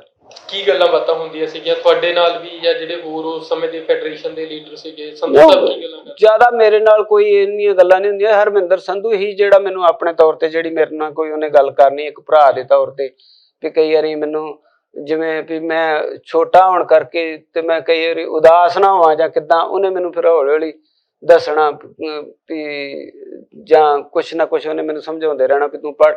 ਅਸਲ 'ਚ ਮੈਂ ਨਾ ਦੂਜੇ ਬੰਨੇ ਤੁਰ ਪਿਆ। ਮੈਂ ਆਪਣੀ ਸਿੱਖਣ ਵੱਲ, ਜਿਵੇਂ ਮੈਂ ਜੇਲ੍ਹ ਦੇ ਵਿੱਚ 1100 ਰੁਪਏ ਮਤਲਬ 11 ਬਾਣੀਆਂ ਕੰਠ ਕੀਤੀਆਂ ਸੀ। ਜਪਜੀ ਸਾਹਿਬ, ਜਾਪ ਸਾਹਿਬ, ਸੋਈਏ, ਚੌਪੇ, ਆਨੰਦ ਸਾਹਿਬ, ਰਹਿਰਾਸ, ਕੀਰਤਨ ਸੋਲਾ, ਚੰਡੀ ਦੀ ਵਾਰ, ਆਸਾ ਦੀ ਵਾਰ, ਸੁਖਮਨੀ ਸਾਹਿਬ, ਇਹ ਸਾਰੀਆਂ ਮੈਂ ਕੰਠ ਕੀਤੀਆਂ ਸੀ ਜ਼ਬਾਨੀ। ਫਿਰ ਮੈਂ ਇਹ ਕੰਠ ਕਰਕੇ ਨਾਲ ਹੀ ਫਿਰ ਮੈਂ ਕੀਰਤਨ ਵੀ ਸਿੱਖਿਆ। 100 ਸ਼ਬਦ ਮੈਂ ਕੱਢਿਆ ਸੀ। ਤਬਲਾ ਸਿੱਖਿਆ, ਮੁੜ ਕੇ ਤਬਲਾ ਹੱਲ ਹੋ ਗਿਆ। ਫਿਰ ਗੁਰੂ ਗ੍ਰੰਥ ਸਾਹਿਬ ਦੀ ਸੰਥਿਆ ਕੀਤੀ। ਉਹ ਗੁਰੂ ਗ੍ਰੰਥ ਸਾਹਿਬ ਦੀ ਸੰਥਿਆ ਕਰਨ ਤੋਂ ਬਾਅਦ ਫਿਰ ਅਸੀਂ ਸਹਿਜ ਪਾਠ ਵੀ 5-6 ਕੀਤੇ। ਭਾਗ ਮਿਲ ਜਾਂਦੇ ਸੀ ਮੁੜ ਕੇ ਮਨਜ਼ੂਰੀ ਲੈ ਕੇ ਉੱਥੋਂ ਜੇਲ੍ਹ ਤੋਂ, ਤੇ ਉਹ ਫਿਰ ਬਾਹਰੋਂ ਆ ਜਾਂਦੇ ਸੀ। ਉਹ ਫਿਰ ਸਿੰਘਾਂ ਨੇ ਭਾਗ ਮੰਗਾਏ ਸੀ ਤੇ ਉਸ ਹਿਸਾਬ ਨਾਲ ਪਾਠ ਵੀ ਕਰੀਦਾ 100 ਵਾਂਗ ਰੋਜ਼ ਤੜਕੇ ਉੱਠ ਕੇ ਕਰਕੇ, ਮਤਲਬ ਸਿੱਖਣ ਵੱਲ ਤੁਰ ਪਏ। ਫਿਰ ਜਿਉਂ ਸੰਧੂ ਸਾਹਿਬ ਨੇ ਮੈਨੂੰ ਦਬਕਾ ਮਾਰਿਆ ਫਿਰ ਮੈਂ ਸਿੱਧਾ ਹੋ ਕੇ ਚੱਲਿਆ। ਫਿਰ ਗੁਰਬਾਣੀ ਪਾਠ ਪੜਨ ਦੇ ਨਾਲ ਤੇ ਜਿਹੜੇ ਸਿੰਘਾਂ ਦੇ ਨਾਲ ਤੁਸੀਂ ਰਹੇ, ਉਹ ਦੋਨਾਂ ਕਰਕੇ ਤੁਹਾਨੂੰ ਆਪਣੀ ਸ਼ਖਸੀਅਤ 'ਚ ਵੀ ਸੁਧਾਰ ਲੱਗਿਆ ਜਾਂ ਹਾਂਜੀ ਬਦਲਾਵ ਹਾਂਜੀ ਲੱਗਿਆ? ਹਾਂਜੀ ਹਾਂਜੀ ਹਾਂਜੀ, ਬਹੁਤ ਸੁਧਾਰ ਆਇਆ ਜ਼ਿੰਦਗੀ 'ਚ, ਬਹੁਤ ਕੁਝ ਸਿੱਖਿਆ ਉੱਥੇ ਜੇਲ੍ਹ ਦੇ ਵਿੱਚ। ਤੇ ਫਿਰ ਮੈਂ ਨਾਲ ਉੱਥੇ ਬੀਏ ਗਿਆਨੀ ਕਰਕੇ ਬੀਏ ਕੀਤੀ। ਪਹਿਲਾਂ 2 ਸਾਲ ਦਾ ਉੱਥੇ ਨਿਕਲਿਆ ਸੀ ਪੰਜਾਬ ਯੂਨੀਵਰਸਿਟੀ ਦੇ ਉੱਤੇ। ਗਿਆਨੀ ਕਰਕੇ, ਜਿਹੜਾ ਬੰਦਾ ਗਿਆਨੀ ਕਰ ਸਕਦਾ ਉਹ ਸਿੱਧਾ ਸੈਕੰਡ ਈਅਰ ਕਰ ਸਕਦਾ ਇੰਗਲਿਸ਼ ਦੀ। ਉਹ ਫਿਰ ਮੈਂ ਕੀਤੀ, ਇੰਗਲਿਸ਼ ਦੀ ਬੀਏ ਕੀਤੀ। ਮੁੜ ਕੇ ਫਿਰ ਮੈਂ ਐਮਏ ਵਾਸਤੇ ਭਰੇ ਸੀ। ਇੱਕ ਹੁੰਦੀ ਹੈ ਇਕਨੋਮਿਕਸ ਤੇ ਇੱਕ ਹੋਰ ਸਬਜੈਕਟ ਸੀ 2। ਤੇ ਉਹ ਫਿਰ ਇੱਕ ਪੇਪਰ ਤਾਂ ਵਧੀਆ ਹੋ ਗਿਆ ਤੇ ਦੂਜੇ ਪੇਪਰ 'ਚ ਮੈਨੂੰ ਬੁਖਾਰ ਹੀ ਇੰਨਾ ਹੋ ਗਿਆ ਵੀ ਮੈਂ ਉਹ ਪੇਪਰ ਦੇ ਨਹੀਂ ਸਕਿਆ। ਫਿਰ ਉਹ ਮੇਰੀ ਐਮਏ ਦਾ ਸੁਪਨਾ ਜਿਹੜਾ ਉਹ ਰਹਿ ਗਿਆ। ਮੈਨੂੰ ਇਹ ਵੀ ਐਮਏ ਕਰ ਲੈਨੇ ਆ। ਹਰਮਿੰਦਰ ਸੰਧੂ ਬਾਰੇ ਕੁਝ ਹੋਰ ਦੱਸੋ, ਕਿਉਂਕਿ ਬੜੀਆਂ ਗੱਲਾਂ ਹਰਮਿੰਦਰ ਸੰਧੂ ਬਾਰੇ ਸੁਣਨ ਨੂੰ ਮਿਲਦੀਆਂ ਨੇ। ਕਿਵੇਂ ਦੀ ਸ਼ਖਸੀਅਤ ਸੀ, ਜਾਂ ਕਿਵੇਂ ਦਾ ਤੁਹਾਨੂੰ ਲੱਗਦਾ ਵੀ ਉਸ ਬੰਦੇ ਦੀ ਜਾਨ ਨਾਲ ਹੈ ਜਿਹੜਾ ਘਾਟਾ ਪਿਆ? ਹਰੇਕ ਦੇ ਜਾਨ ਨਾਲ ਹੀ ਪੈਂਦਾ, ਪਰ ਪੰਥਕ ਤੌਰ ਤੇ, ਕੌਮੀਅਤ ਤੌਰ ਤੇ ਉਸ ਬੰਦੇ ਦਾ ਕਿਵੇਂ ਘਾਟਾ ਪਿਆ? ਨਹੀਂ, ਹਰਮਿੰਦਰ ਸਿੰਘ ਸੰਧੂ ਦੀ ਜਿਹੜੀ ਹੈ ਨਾ, ਉਹਦੇ ਬਾਰੇ ਮਤਲਬ ਵੀ ਮਤਲਬ ਇਹ ਨਹੀਂ ਉਹਨੂੰ, ਮਤਲਬ ਜਿਵੇਂ ਨਾ ਪੰਥ ਪ੍ਰਤੀ ਜਿਹੜੀ ਉਹਦੇ ਵਿੱਚ ਬੜੀ ਤਕੜੀ ਸੋਚ ਸੀ ਵੀ ਉਹ ਹਰ ਵਕਤ ਇਹੋ ਹੀ ਹੁੰਦਾ ਹੈ ਵੀ ਕੋਈ ਮਤਲਬ ਜਿਹੜਾ ਉਹ ਪੰਥ ਨੂੰ, ਮਤਲਬ ਆਪਣੀ ਕੌਮ ਨੂੰ ਜਿਹੜਾ ਉਹ ਕਿੱਦਾਂ ਚੁੱਕਣਾ। ਤਾਂ ਉਹਦੇ ਮਨ 'ਚ ਇਹ ਵੀ ਜਿਹੜਾ ਆਪਣਾ ਸਿੱਖਾਂ ਦੀ ਜਿਹੜਾ ਆਪਣਾ ਘਰ ਹੋਵੇ, ਵੱਖਰਾ ਘਰ ਹੋਵੇ ਜਿਹਦੇ ਵਿੱਚ ਆਪਾਂ ਆਜ਼ਾਦੀ ਨਾਲ ਰਹਿ ਸਕੀਏ, ਉਹਦੀ ਇਹੋ ਜਿਹੀ ਸੋਚ ਸੀ। ਜਿਵੇਂ ਮੰਨ ਲਓ ਇਹ ਜੇਲ੍ਹ ਦੇ ਵਿੱਚੋਂ ਵੀ ਇਹਨਾਂ ਨੂੰ ਹਰਮਿੰਦਰ ਸੰਧੂ ਤੇ ਭਾਈ ਮਨਜੀਤ ਸਿੰਘ ਨੂੰ ਜਦੋਂ ਪ੍ਰਧਾਨ ਬਣਾਇਆ, ਇਹਨਾਂ ਨੇ ਮੰਨ ਲਿਆ। ਉੱਥੇ ਅਜੇ ਹੋਰ ਬੰਦੇ ਜਿਹੜੇ ਸਾਥੀ ਸੰਧੂ ਦੇ ਨਾਲ ਨਹੀਂ ਚਾਹੁੰਦੇ, ਆਲ ਇੰਡੀਆ ਸਿੱਖ ਸਟੂਡੈਂਟ ਫੈਡਰੇਸ਼ਨ ਦਾ, ਹਾਂਜੀ, ਨਹੀਂ ਚਾਹੁੰਦੇ ਵੀ ਸਿੰਘ ਕਿਹੜੇ, ਹਾਂਜੀ ਮਨਜੀਤ ਸਿੰਘ, ਭਾਈ ਮਨਜੀਤ ਸਿੰਘ ਆ ਜਿਹੜੇ ਹੁਣ ਨੇ ਮੈਂਬਰ ਸ਼੍ਰੋਮਣੀ ਕਮੇਟੀ, ਭਾਈ ਅਮਰੀਕ ਸਿੰਘ ਉਹਨਾਂ ਦੇ, ਹਾਂਜੀ ਹਾਂਜੀ ਹਾਂਜੀ। ਪਹਿਲਾਂ ਦੂਸਰੇ ਬੰਦੇ ਤੇ ਨਹੀਂ ਚਾਹੁੰਦੇ ਉਹਨੂੰ ਪ੍ਰਧਾਨ ਬਣਦਾ। ਹਰਮਿੰਦਰ ਸੰਧੂ ਨੇ ਫਿਰ ਕਿਹਾ, ਉਹਨੇ ਆਖਿਆ ਨਹੀਂ, ਤੁਸੀਂ ਆਪਾਂ ਜੇਲ੍ਹ 'ਚ ਬੈਠੇ ਆ, ਅਜੇ ਭਾਈ ਮਨਜੀਤ ਸਿੰਘ ਨੂੰ ਪ੍ਰਧਾਨ ਮੰਨੋ। ਕਿਉਂਕਿ ਜਿਹੜੀ ਸੰਗਤ ਹੈ ਨਾ, ਜਿਹੜੀ ਆਮ ਆਪਣੇ ਪੰਜਾਬ ਦੀ ਜਾਂ ਜਿਹੜੇ ਆਪਣੇ ਸਿੱਖ ਪੰਥਕ ਲੋਕ ਨੇ, ਉਹ ਚਾਹੁੰਦੇ ਨੇ ਵੀ ਭਾਈ ਮਨਜੀਤ ਸਿੰਘ, ਭਾਈ ਅਮਰੀਕ ਸਿੰਘ ਦਾ ਭਰਾ ਸੰਤ ਕਰਤਾਰ ਸਿੰਘ ਦਾ ਪੁੱਤਰ ਹੋਣ ਕਰਕੇ ਉਹ ਜਿਹੜੀ ਸੰਗਤ ਦਾ ਰੁਝਾਨ ਜਿਹੜਾ ਉਹਨਾਂ ਦੇ ਨਾਲ ਹੈ, ਤੇ ਤੁਹਾਨੂੰ ਫੈਡਰੇਸ਼ਨ ਦੇ ਪ੍ਰਧਾਨ ਜਿਹੜਾ ਭਾਈ ਮਨਜੀਤ ਸਿੰਘ ਨੂੰ ਮੰਨਣਾ ਚਾਹੀਦਾ। ਬਾਹਰ ਜਦੋਂ ਜਾਵਾਂਗੇ ਫਿਰ ਉਹਦਾ ਹਾਲਾਤ ਜਿੱਦਾਂ ਵੀ ਹੋਣਗੇ ਉਹ ਦੇਖੀ ਜਾਊਗੀ। ਉਹ ਫਿਰ ਦੂਸਰੇ ਬੰਦੇ ਸਾਥੀ ਪਹਿਲਾਂ ਮੰਨਦੇ ਨਹੀਂ, ਫਿਰ ਉਹਨਾਂ ਨੇ ਹਰਮਿੰਦਰ ਸੰਧੂ ਦੇ ਗ੍ਰਸਣ ਕਰਕੇ ਭਾਈ ਮਨਜੀਤ ਸਿੰਘ ਨੂੰ ਫੈਡਰੇਸ਼ਨ ਦਾ ਪ੍ਰਧਾਨ ਮੰਨਿਆ। ਤੇ ਉਹਦੇ ਮੁਤਾਬਕ ਫਿਰ ਜਿਹੜਾ ਚੱਲਦੇ ਰਹੇ ਨੇ। ਜਾਂ ਜਦੋਂ CBI ਨੇ 1-2 ਵਾਰੀ ਉਹਨਾਂ ਨੂੰ ਖੜਿਆ, ਤਾਂ ਹਰਮਿੰਦਰ ਸੰਧੂ ਜਦੋਂ ਆਉਂਦੇ ਸੀ ਨਾ, ਉਦੋਂ ਫਿਰ ਮੈਨੂੰ ਦੱਸਣਾ, ਉਹਨਾਂ ਆਖਣਾ ਗੁਰਮੀਤ ਸਾਨੂੰ ਅੱਜ ਖੜਿਆ ਸੀ, ਤੇ ਉਹਨਾਂ ਨੇ ਬਕਾਇਦਾ ਸਾਨੂੰ ਸਲੂਟ ਮਰਵਾਉਣੇ ਵੀ ਮਤਲਬ ਇਹਨਾਂ ਨੂੰ ਕਿਸੇ ਤਰੀਕੇ ਨਾਲ ਨਾ ਇਹਨਾਂ ਨੂੰ ਭੱਚੇ 'ਚ ਲਿਆ ਕੇ ਤੇ ਇਹਨਾਂ ਕੋਲ ਕੁਛ ਲਿਖਾ ਲਿਆ ਜਾਵੇ। ਤੇ ਆਂਦੇ ਵੀ ਮੈਂ ਉਹਨਾਂ ਨੂੰ ਕਹਿਣਾ ਵੀ ਅਸੀਂ ਮਤਲਬ ਕੁਝ ਨਹੀਂ ਲਿਖ ਕੇ ਦੇ ਸਕਦੇ ਤੁਹਾਨੂੰ ਆਪਣੀ ਕੌਮ ਦੇ ਪ੍ਰਤੀ, ਅਸੀਂ ਸਿਰਫ ਅਸੀਂ ਆਪਣੇ ਹੱਕ ਜਿਹੜੇ ਆ ਉਹ ਲਵਾਂਗੇ। ਇਹੋ ਜਿਹੀ ਸੋਚ ਉਹਨਾਂ ਦੀ, ਇਹੋ ਜਿਹੀ ਸੋਚ ਸੀ। ਕਿਉਂਕਿ ਹਰਮਿੰਦਰ ਸੰਧੂ ਮਤਲਬ ਇੰਗਲਿਸ਼ 'ਚ ਤੇ ਦਿਮਾਗ ਪੱਖੋਂ ਬਹੁਤ ਤੇਜ਼ ਤਰਾੜ ਦਿਮਾਗ। ਮੈਂ ਤਾਂ ਅੱਜ ਤੱਕ ਜਿੰਨੀ ਹੁਣ ਮੇਰੀ ਜੀਵਨ ਹੋ ਗਿਆ, ਜ਼ਿੰਦਗੀ ਹੋ ਗਈ ਆ, ਤੇ ਮੈਂ ਇੱਕ ਟੌੜਾ ਸਾਹਿਬ ਸ਼੍ਰੋਮਣੀ ਕਮੇਟੀ ਦੇ ਜਿਹੜੇ ਪ੍ਰਧਾਨ ਰਹੇ ਨੇ, ਜਾਂ ਮੈਂ ਬਾਦਲ ਸਾਹਿਬ ਦਾ ਮੈਂ ਵੇਖਿਆ, ਵੱਡੇ ਬਾਦਲ ਸਾਹਿਬ ਜਿਹੜੇ, ਉਹਨਾਂ ਦਾ ਬਹੁਤ ਦਿਮਾਗ ਤੇਜ਼ ਹੈ, ਤੇ ਜਾਂ ਮੈਂ ਹਰਮਿੰਦਰ ਸੰਧੂ ਦਾ ਵੇਖਿਆ। ਅੱਜ ਤੱਕ ਮੈਂ ਹੋਰ ਕੋਈ ਦਿਮਾਗ ਤੇਜ਼ ਵੇਖਿਆ ਨਹੀਂ ਗਿਆ। ਭਾਈ ਸਾਹਿਬ, ਵਿੱਚ ਆਪਾਂ ਭਾਈ ਹਰਮਿੰਦਰ ਸਿੰਘ ਸੰਧੂ ਵੱਲ ਹੋ ਤੁਰੇ। ਤੁਹਾਡੀ ਪੈਰਵਾਈ ਤੁਸੀਂ ਕਹਿੰਦੇ ਹੋ ਸ਼੍ਰੋਮਣੀ ਗੁਰਦੁਆਰਾ ਪ੍ਰਬੰਧਕ ਕਮੇਟੀ ਕਰਦੀ ਹੈ, ਨਾਭਾ ਜੇਲ੍ਹ ਦੇ ਵਿੱਚ ਵੀ, ਜੋਧਪੁਰ ਜੇਲ੍ਹ ਦੇ ਵਿੱਚ ਵੀ। ਤੁਸੀਂ ਉੱਥੇ ਰਿਹਾ ਕਿਵੇਂ ਹੁੰਦੇ ਹੋ ਜੋਧਪੁਰ ਜੇਲ੍ਹ ਦੇ ਵਿੱਚ, ਤੇ ਉਸ ਰਿਹਾ ਹੋਣ ਦੇ ਪਿੱਛੇ ਕਾਰਨ ਕੀ ਸੀਗੇ? ਕਿਹਨੇ ਤੁਹਾਡੀ ਪੈਰਵਾਈ ਕੀਤੀ ਉੱਥੇ ਜੋਧਪੁਰ ਜੇਲ੍ਹ ਦੇ ਵਿੱਚ, ਜਿਸ ਕਰਕੇ ਤੁਸੀਂ ਰਿਹਾ ਹੋ ਸਕੇ? ਇਹਦੇ ਬਾਰੇ ਤੇ ਇੰਨਾ ਕੁ ਸੁਣਿਆ ਹੈ ਵੀ ਰਾਜੀਵ ਲੋਂਗੋਵਾਲ ਦਾ ਕੋਈ ਸਮਝੌਤਾ ਹੋਇਆ, ਉਹਦੇ ਤਹਿਤ ਕੋਈ ਰਿਹਾਈ ਹੋਈ ਹੈ। ਠੀਕ ਹੈ, ਜ਼ਿਆਦਾ ਨਹੀਂ ਮੈਨੂੰ ਇਹਦੇ ਬਾਰੇ ਪਤਾ, ਇੰਨਾ ਕੁ ਪਤਾ ਹੈ। ਤੁਸੀਂ ਜਾਣਨ ਦੀ ਵੀ ਕੋਸ਼ਿਸ਼ ਨਹੀਂ ਕੀਤੀ ਵੀ ਤੁਸੀਂ ਰਿਹਾ ਹੋਗੇ ਤੇ ਉਹਦੇ ਕਾਰਨ ਕੀ ਰਹੇ? ਨਹੀਂ, ਅਜੇ ਮਤਲਬ ਇੰਨੇ ਟ੍ਰੇਨਡ ਵੀ ਨਹੀਂ ਹੋਏ ਵੀ ਅਜੇ ਆਸਤੇ ਹੈ ਨਾ ਵੀ ਹੁਣ ਬਾਹਰ ਆਣ ਕੇ ਤੇ ਇਸ ਪਾਸੇ ਤੁਰਨਾ ਹੈ। ਤੋ ਜਿਹੜਾ ਸਾਰਾ ਕੀਤੀ ਖੋਜ ਪੈ ਗਈ ਹਿਸਾਬ ਨਾਲ ਵੀ ਮੇਰੇ ਮਨ 'ਚ ਭਾਵਨਾ ਹੈ ਵੀ ਚਲੋ ਹੁਣ ਉਹਨਾਂ ਨੇ ਇਸ ਹਿਸਾਬ ਨਾਲ ਸਾਨੂੰ ਟ੍ਰੇਨਡ ਕਰਨਾ ਹੈ, ਆਸਤੇ ਸਮਾਂ ਆਉਣਾ ਹੈ, ਫੇਰ ਪਤਾ ਲੱਗਣਾ ਹੈ। ਉਹ ਫਿਰ ਉਹਨਾਂ ਦੇ ਮਰਨ ਤੋਂ ਬਾਅਦ ਮੇਰੇ ਮਾਂ ਪਿਓ ਮੈਨੂੰ ਫਿਰ ਪਿੰਡ ਲੈ ਗਏ ਵਾਪਸ। ਤੇ ਉਹਨਾਂ ਨੇ ਵੇਖਿਆ ਵੀ ਹੁਣ ਇਹ ਸੰਧੂ ਹੁੰਦਾ ਤੇ ਫਿਰ ਚਲੋ ਆਪੇ ਇਹ ਆਪਣੇ ਹਿਸਾਬ ਨਾਲ ਚੱਲਿਆ ਰਹਿੰਦਾ।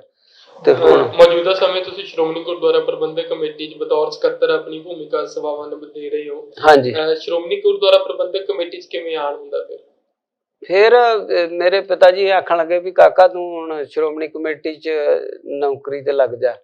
ਪਰ ਉਦੋਂ ਮੇਰੇ ਦਿਮਾਗ 'ਚ ਬਹੁਤ ਫਤੂਰ ਸੀ। ਮੈਂ ਕਿਹਾ ਮੈਂ ਨਹੀਂ ਕਾਲੀਆਂ ਦੀ ਨੌਕਰੀ ਕਰਨੀ, ਤੇ ਮੈਂ ਕਿਹਾ ਵੀ ਮੈਂ ਆਪਣੇ ਹਿਸਾਬ ਨਾਲ ਚੱਲਣਾ, ਮੈਂ ਨੌਕਰੀ ਨਹੀਂ ਕੋਈ ਵੀ ਕਰਨੀ। ਕਿਉਂਕਿ ਥੋੜਾ ਜਿਹਾ ਫਿਰ ਉਹ ਮਾਂ ਪਿਓ ਨੇ ਮੈਨੂੰ ਨਿਕਲ ਨਹੀਂ ਦਿੱਤਾ। ਅਸਲ 'ਚ ਮੈਨੂੰ ਆਂਦੇ ਵੀ ਕਾਕਾ ਜੇ ਤੂੰ ਨੌਕਰੀ ਨਹੀਂ ਕਰਨੀ ਤੇ ਚੱਲ ਫਿਰ ਆਪਾਂ ਕਣਕ ਦੀ ਵਾਢੀ ਆਈ ਹੈ ਤੇ ਵਾਢੀ ਕਰਦੇ ਹਾਂ।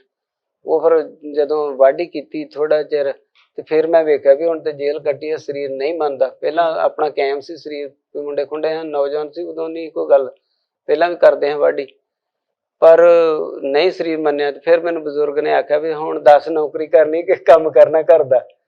ਤੇ ਫਿਰ ਮੈਂ ਮੰਨਿਆ ਵੀ ਚਲੋ ਨੌਕਰੀ ਕਰ ਲੈਂਦੇ ਹਾਂ।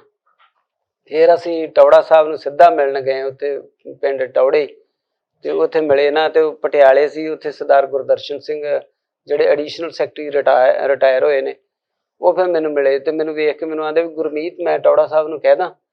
ਮੈਂ ਉਹਨਾਂ ਨੂੰ ਕਿਹਾ ਵੀ ਮੇਰੇ ਪਿਤਾ ਜੀ ਆਂਦੇ ਵੀ ਅਸੀਂ ਆਪਣੇ ਦਾਦਾ ਜੀ, ਤੇਰੇ ਦਾਦਾ ਜੀ ਦਾ ਜਦੋਂ ਨਾਂ ਲਿਆ ਤੇ ਟੌੜਾ ਸਾਹਿਬ ਨੇ ਤੇ ਨਾ ਹੀ ਨਹੀਂ ਕਰਨੀ। ਉਹ ਗੱਲ ਹੋਈ, ਮੈਂ ਐਪਲੀਕੇਸ਼ਨ ਲਿਖ ਕੇ ਖੜੀ ਵੀ ਮੈਨੂੰ ਗੁਰਦੁਆਰਾ, ਮੈਂ ਗ੍ਰੈਜੂਏਟ ਪਾਸ ਹਾਂ ਤੇ ਮੈਨੂੰ ਗੁਰਦੁਆਰਾ ਇੰਸਪੈਕਟਰ ਦੀ ਡਿਊਟੀ ਦਿੱਤੀ ਜਾਵੇ। ਤੇ ਉਹ ਮੁੜ ਕੇ ਜਦੋਂ ਉਹ ਗੁਰਦਰਸ਼ਨ ਸਿੰਘ ਨੂੰ ਮੈਂ ਨਾ ਕਰਤੀ, ਮੈਂ ਕਿਹਾ ਮੈਨੂੰ ਇੱਕ ਵਾਰੀ ਟੌੜਾ ਸਾਹਿਬ ਨੂੰ ਆਪਣੇ ਤੌਰ ਤੇ ਮਿਲ ਲੈਂਦੇ। ਫਿਰ ਮੈਂ ਤੇ ਮੇਰੇ ਪਿਤਾ ਜੀ ਨੂੰ ਅਸੀਂ ਸਲਿੱਪ ਘੱਲੀ, ਅੰਦਰ ਉਹਨਾਂ ਸੱਦ ਲਿਆ ਤੇ ਮੈਨੂੰ ਆਂਦੇ ਵੀ ਪਿਤਾ ਜੀ ਆਂਦੇ ਵੀ ਮੈਂ ਜੀ ਬੁੱਟਰ ਸਾਹਿਬ ਦਾ ਲੜਕਾ ਹਾਂ। ਤੇ ਮੈਂ ਫਿਰ ਉਹਨਾਂ ਇੰਨੀ ਕੁ ਗੱਲ ਕਹੀ ਫਤਿਹ ਬੁਲਾ ਕੇ, ਤੇ ਮੈਂ ਅੱਗੋਂ ਗੱਲ ਮੈਂ ਕਵਰ ਕਰ ਲਈ। ਮੈਂ ਜੀ ਮੈਂ ਉਹਨਾਂ ਦਾ ਪੋਤਰਾ ਹਾਂ ਤੇ ਮੈਂ ਤੁਹਾਡੇ ਨਾਲ ਜੋਧਪੁਰ ਜੇਲ੍ਹ 'ਚ ਵੀ ਰਿਹਾ ਜੀ, ਮੈਂ BA ਪਾਸ ਕੀਤੀ ਹੈ ਜੀ, ਤੇ ਮੈਂ ਕਿਹਾ ਮੈਨੂੰ ਕਿਤੇ ਸਰਕਾਰੀ ਨੌਕਰੀ 'ਚ ਦਵਾਓ ਜੀ। ਮੈਂ ਇਸ ਸ਼੍ਰੋਮਣੀ ਕਮੇਟੀ ਦੀ ਫੇਰ ਦੀ ਗੱਲ ਕੀਤੀ, ਉੱਥੇ ਫਿਰ ਮੈਂ ਬਦਲ ਗਿਆ। ਮੈਂ ਜੀ ਮੈਨੂੰ ਸਰਕਾਰੀ ਨੌਕਰੀ ਕਿਤੇ ਦਵਾਓ। ਟੌੜਾ ਸਾਹਿਬ ਆਂਦੇ ਕਾਕਾ ਸਰਕਾਰ ਕਿੱਥੇ ਨੌਕਰੀਆਂ ਦਿੰਦੀ ਆ, ਬਹੁਤ ਨੌਜਵਾਨ ਤੁਰੇ ਫਿਰਦੇ ਆ, ਤੂੰ ਲਿਖ ਐਪਲੀਕੇਸ਼ਨ, ਮੈਂ ਤੈਨੂੰ ਦਿੰਦਾ ਨੌਕਰੀ। ਉਹ ਫਿਰ ਮੈਂ ਲਿਖ ਕੇ ਖੜੀ, ਮੈਂ ਕੱਢ ਕੇ ਗਾੜੀ ਰੱਖਤੀ, ਮੈਂ ਲਓ ਜੀ। ਤੇ ਉਸੇ ਵੇਲੇ ਉਹਨਾਂ ਆਗਿਆ ਕਰਤੀ ਆ, ਆਗਿਆ 1 ਮਿੰਟ ਲਾਇਆ ਉਹਨਾਂ। ਤੇ ਫਿਰ ਮੈਂ ਉਹਨਾਂ ਨੂੰ, ਫਿਰ ਜਦੋਂ ਉਹਨਾਂ ਨੂੰ ਦੱਸਿਆ ਵੀ ਮੇਰੇ ਦਾਦਾ ਜੀ ਸੀ ਅਮਰ ਸਿੰਘ ਬੁੱਟਰ, ਤੇ ਫਿਰ ਉਹਨਾਂ 10 ਮਿੰਟ ਟਾਈਮ ਲਾਇਆ। ਮੈਨੂੰ ਆਂਦੇ ਵੀ ਉਹ ਤਾਂ ਬਹੁਤ ਬਾਣੀ ਪੜ੍ਹਦੇ ਸੀ, ਸਵੇਰੇ ਤਾਂ 4 ਵਜੇ ਉੱਠ ਕੇ ਉਹਨਾਂ ਨੇ ਆਪ ਵੀ ਬਾਣੀ ਪੜ੍ਹਨੀ ਸ਼ੁਰੂ ਕਰ ਦੇਣੀ, ਨਾਲ ਸਾਰੇ ਪਰਿਵਾਰ ਨੂੰ ਉਠਾ ਕੇ ਬਾਣੀ ਪੜ੍ਹਨ ਲਾ ਦੇਣਾ। ਫਿਰ ਉਸ ਤੋਂ ਬਾਅਦ ਕੀਰਤਨ ਕਰਨਾ। ਮੈਨੂੰ ਤੁਹਾਡੇ ਘਰ ਮੌਕਾ ਮਿਲਿਆ ਕਾਫੀ ਵਾਰੀ ਜਾਣ ਦਾ, ਮਤਲਬ ਬੜੀ ਸਿਫਤ ਕੀਤੀ ਉਹਨਾਂ 10-15 ਮਿੰਟ। ਤੇ ਫਿਰ ਮੈਨੂੰ ਉਹਨਾਂ ਨੇ ਨੌਕਰੀ ਦੇਣ ਲੱਗਾ 1 ਮਿੰਟ ਲਾਇਆ ਤੇ ਵੀ ਆ ਲੈ ਆਗਿਆ ਕਰਤੀ ਆ, ਤੇ ਫਿਰ ਕਿਤੇ ਲੋੜ ਹੋਵੇ ਤੇ ਮੈਨੂੰ ਦੱਸਣਾ। ਉਸ ਤੋਂ ਬਾਅਦ ਮੈਂ ਨਹੀਂ ਮੁੜ ਕੇ ਮੱਥੇ ਲੱਗਿਆ। ਹੋ ਸਕਦਾ ਵੀ ਮੈਂ ਤਰੱਕੀ ਕਰ ਜਾਂਦਾ ਜ਼ਿਆਦਾ। ਤੁਹਾਨੂੰ ਕੋਈ ਆਸਰਾ ਲੱਗਦਾ ਵੀ ਜਦੋਂ ਤੁਸੀਂ ਜੇਲ੍ਹਾਂ ਦੇ ਵਿੱਚ ਸੀ ਉਦੋਂ ਸ਼੍ਰੋਮਣੀ ਕਮੇਟੀ ਤੁਹਾਡੇ ਪਰਿਵਾਰ ਨੂੰ ਲੈ ਕੇ ਜਾਂਦੀ ਸੀ, ਤੁਹਾਡੀ ਅਦਾਲਤਾਂ ਦੇ ਵਿੱਚ ਪੈਰਵਾਈ ਕਰਦੀ ਸੀ, ਤੇ ਉਸ ਤੋਂ ਬਾਅਦ ਵੀ ਤੁਹਾਨੂੰ ਜਿਹੜਾ ਹੈ ਇੱਥੇ ਕਾਰਜ ਵੀ ਦਿੱਤਾ, ਸੇਵਾ ਵੀ ਦਿੱਤੀ, ਤੁਹਾਨੂੰ ਲੱਗਦਾ ਵੀ ਕਮੇਟੀ ਦਾ ਕੋਈ ਆਸਰਾ ਜਿਹੜਾ ਇਸ ਸਾਰੇ ਜੀਵਨ ਦੇ ਵਿੱਚ ਰਿਹਾ ਜਾਂ ਵੱਡਾ ਸਹਿਯੋਗ ਰਿਹਾ? ਬਿਲਕੁਲ ਜੀ ਬਿਲਕੁਲ, SGPC ਦਾ ਬਹੁਤ ਵੱਡਾ ਸਹਿਯੋਗ ਰਿਹਾ। SGPC ਨੇ ਸਾਡੇ ਸਾਰੇ ਕੇਸਾਂ ਦੀ ਪੈਰਵਾਈ ਉਹਨਾਂ ਨੇ ਕੀਤੀ ਹੈ। ਤੇ ਜੇ ਕੁਛ 40 ਬੰਦਿਆਂ ਨੂੰ ਪੈਸੇ ਮਿਲੇ ਆ ਤੇ 11-11 ਲੱਖ ਰੁਪਈਆ, ਤੇ ਉਹ ਸਾਨੂੰ ਮਿਲ ਗਿਆ। ਤੇ ਕਾਫੀ ਬੰਦੇ ਰਹਿੰਦੇ ਆ ਅੱਗੇ, ਅਜੇ ਕੇਸ ਚੱਲ ਰਿਹਾ, ਅਜੇ ਵੀ SGPC ਗਾਂ ਉਹਨਾਂ ਦੀ ਹੈਲਪ ਕਰ ਰਹੀ ਹੈ, ਕੇਸ ਲੜ ਰਹੀ ਹੈ। ਤੇ ਜੇ ਅਸੀਂ ਸਾਡੇ ਵੱਸ ਹੁੰਦਾ ਤਾਂ ਅਸੀਂ ਕੁਛ ਵੀ ਨਹੀਂ ਕਰ ਸਕਦੇ। ਤੇ ਇਹ ਬੜੀ ਤਕੜੀ ਗੱਲ ਹੈ ਜੇ ਉਹਨਾਂ ਨੇ ਸਾਨੂੰ ਨੌਕਰੀ ਦੇ ਕੇ ਵੀ ਨਵਾਜਿਆ। ਤੇ ਮੇਰੇ ਤੋਂ ਪਹਿਲਾਂ ਵੀ ਜਿਹੜੇ ਬੰਦੇ ਜਿਹੜੇ ਮੁਲਾਜ਼ਮ ਇੱਥੋਂ ਜਿਹੜੇ ਬੰਦੇ ਫੜੇ ਗਏ ਸੀ ਤੇ ਉਹ ਮੁਲਾਜ਼ਮ ਸੀ, ਉਦੋਂ ਵੀ ਸ਼੍ਰੋਮਣੀ ਕਮੇਟੀ ਨੇ ਉਹਨਾਂ ਨੂੰ ਸਪੈਸ਼ਲ ਤਰੱਕੀਆਂ 4-4 5-5 ਦਿੱਤੀਆਂ ਨੇ। ਤੁਸੀਂ ਗੱਲ ਕਰਦੇ ਹੋ ਕਿ ਜੋਧਪੁਰ ਜੇਲ੍ਹ ਦੇ ਵਿੱਚ ਤੁਸੀਂ ਟੌੜਾ ਸਾਹਿਬ ਨੂੰ ਮਿਲੇ ਸੀਗੇ, ਉਹਨਾਂ ਨਾਲ ਵੀ ਕੋਈ ਰਾਬਤਾ ਰਿਹਾ, ਕੋਈ ਪੰਥਕ ਵਿਚਾਰ ਦਾ ਜਾਂ ਉਹਨਾਂ ਦੀ ਸੰਗਤ ਮਾਨਣ ਦਾ ਨਿਕਲਿਆ? ਹਾਂਜੀ, ਉਹ ਤਰੀਕ ਜਦੋਂ ਹੁੰਦੀ ਸੀ ਨਾ, ਤਰੀਕ ਦੇ ਵਿੱਚ ਟੌੜਾ ਸਾਹਿਬ ਮਿਲਦੇ ਸੀ। ਉਹ ਵੀ ਹਰਮਿੰਦਰ ਸੰਧੂ ਬੁਲਾਉਂਦੇ ਸੀ, ਤੇ ਤਾਂ ਥੋੜਾ ਜਿਹਾ ਲਾਗੇ ਜੰਗਲੀ ਦੇ ਆ ਜਾਣਾ। ਤੇ ਟੌੜਾ ਸਾਹਿਬ ਨੇ ਆਖਣਾ ਉਹ ਮੁੰਡਿਓ ਤੁਹਾਡਾ ਖੂਨ ਗਰਮ ਆ, ਤੁਹਾਡੇ ਨਾਲ ਅਸੀਂ ਨਹੀਂ ਚੱਲ ਸਕਦੇ, ਤੁਸੀਂ ਆਪਣੇ ਹਿਸਾਬ ਨਾਲ ਚੱਲੋ, ਇਹ ਤੁਹਾਡਾ ਗਰਮ ਖੂਨ ਆ, ਅਸੀਂ ਨਹੀਂ ਚੱਲ ਸਕਦੇ। ਏਦਾਂ ਕਰਕੇ ਉਹਨਾਂ ਨੇ ਟਾਲ ਮਟੋਲਾ ਜਿਹਾ ਜਿਵੇਂ ਕਰ ਦੇਣਾ। ਆਪਸ ਵਿੱਚ ਮਿਲਦੇ ਰਹਿੰਦੇ ਸੀਗੇ ਭਾਈ ਹਰਮਿੰਦਰ ਸਿੰਘ ਸੰਧੂ ਤੇ ਟੌੜਾ ਸਾਹਿਬ? ਉਹ ਸਿਰਫ ਤਰੀਕ ਪੇਸ਼ੀ ਤੇ ਮਾੜਾ ਮੋਟਾ ਜੇ 1-2 ਵਾਰੀ ਮਿਲੇ ਨੇ, ਉਸ ਤਰ੍ਹਾਂ ਨਹੀਂ, ਜ਼ਿਆਦਾ ਨਹੀਂ। ਮੇਰੇ ਹੁੰਦਿਆਂ ਤੇ ਇੱਕ ਦੇਰੀ ਗੱਲ ਹੋਈ ਹੈ, ਜ਼ਿਆਦਾ ਨਹੀਂ। ਸੋ ਬਹੁਤ ਬਹੁਤ ਮਿਹਰਬਾਨੀ ਤੁਹਾਡੀ, ਤੁਸੀਂ ਆਪਣੇ ਵਿਚਾਰ ਸਾਂਝੇ ਕੀਤੇ, ਆਪਣੇ ਜਿਹੜੇ ਤੁਸੀਂ ਆਪ ਹੱਡੀ ਵੀ ਹੰਡਾਇਆ, ਪਿੰਡੇ ਵੀ ਹੰਡਾਇਆ, ਤੇ ਜਿਹੜਾ ਤੁਸੀਂ ਉਸ ਸਮੇਂ ਸਾਰਾ ਦ੍ਰਿਸ਼ ਦੇਖਿਆ ਉਹ ਸਾਡੇ ਨਾਲ ਸਾਂਝਾ ਕੀਤਾ। ਬਹੁਤ ਮਿਹਰਬਾਨੀ। ਤੁਹਾਡਾ ਵੀ ਬਹੁਤ ਬਹੁਤ ਧੰਨਵਾਦ ਜਿਨ੍ਹਾਂ ਨੇ ਟਾਈਮ ਕੱਢ ਕੇ ਮੇਰੇ ਕੋਲੋਂ ਇਹ ਇੰਟਰਵਿਊ ਲਈ ਹੈ।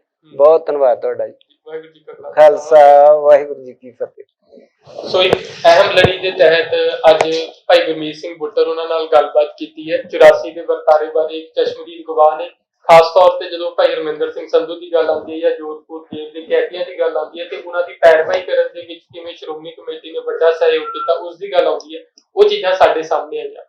ਇਸ 1984 ਦੇ ਸਾਰੇ ਵਰਤਾਰੇ ਨੂੰ ਜੋੜਨ ਲਈ ਆਉਣ ਵਾਲੇ ਸਮੇਂ ਦੇ ਵਿੱਚ ਹੋਰ ਕਈ ਇੰਟਰਵਿਊ ਜਿਹੜੀ ਅਸੀਂ ਤੁਹਾਡੇ ਸਾਹਮਣੇ ਲੈ ਕੇ ਆਉਣ ਦੀ ਕੋਸ਼ਿਸ਼ ਕਰਾਂਗੇ। ਵਾਹਿਗੁਰੂ ਜੀ ਕਾ ਖਾਲਸਾ ਵਾਹਿਗੁਰੂ ਜੀ ਕੀ ਫਤਿਹ।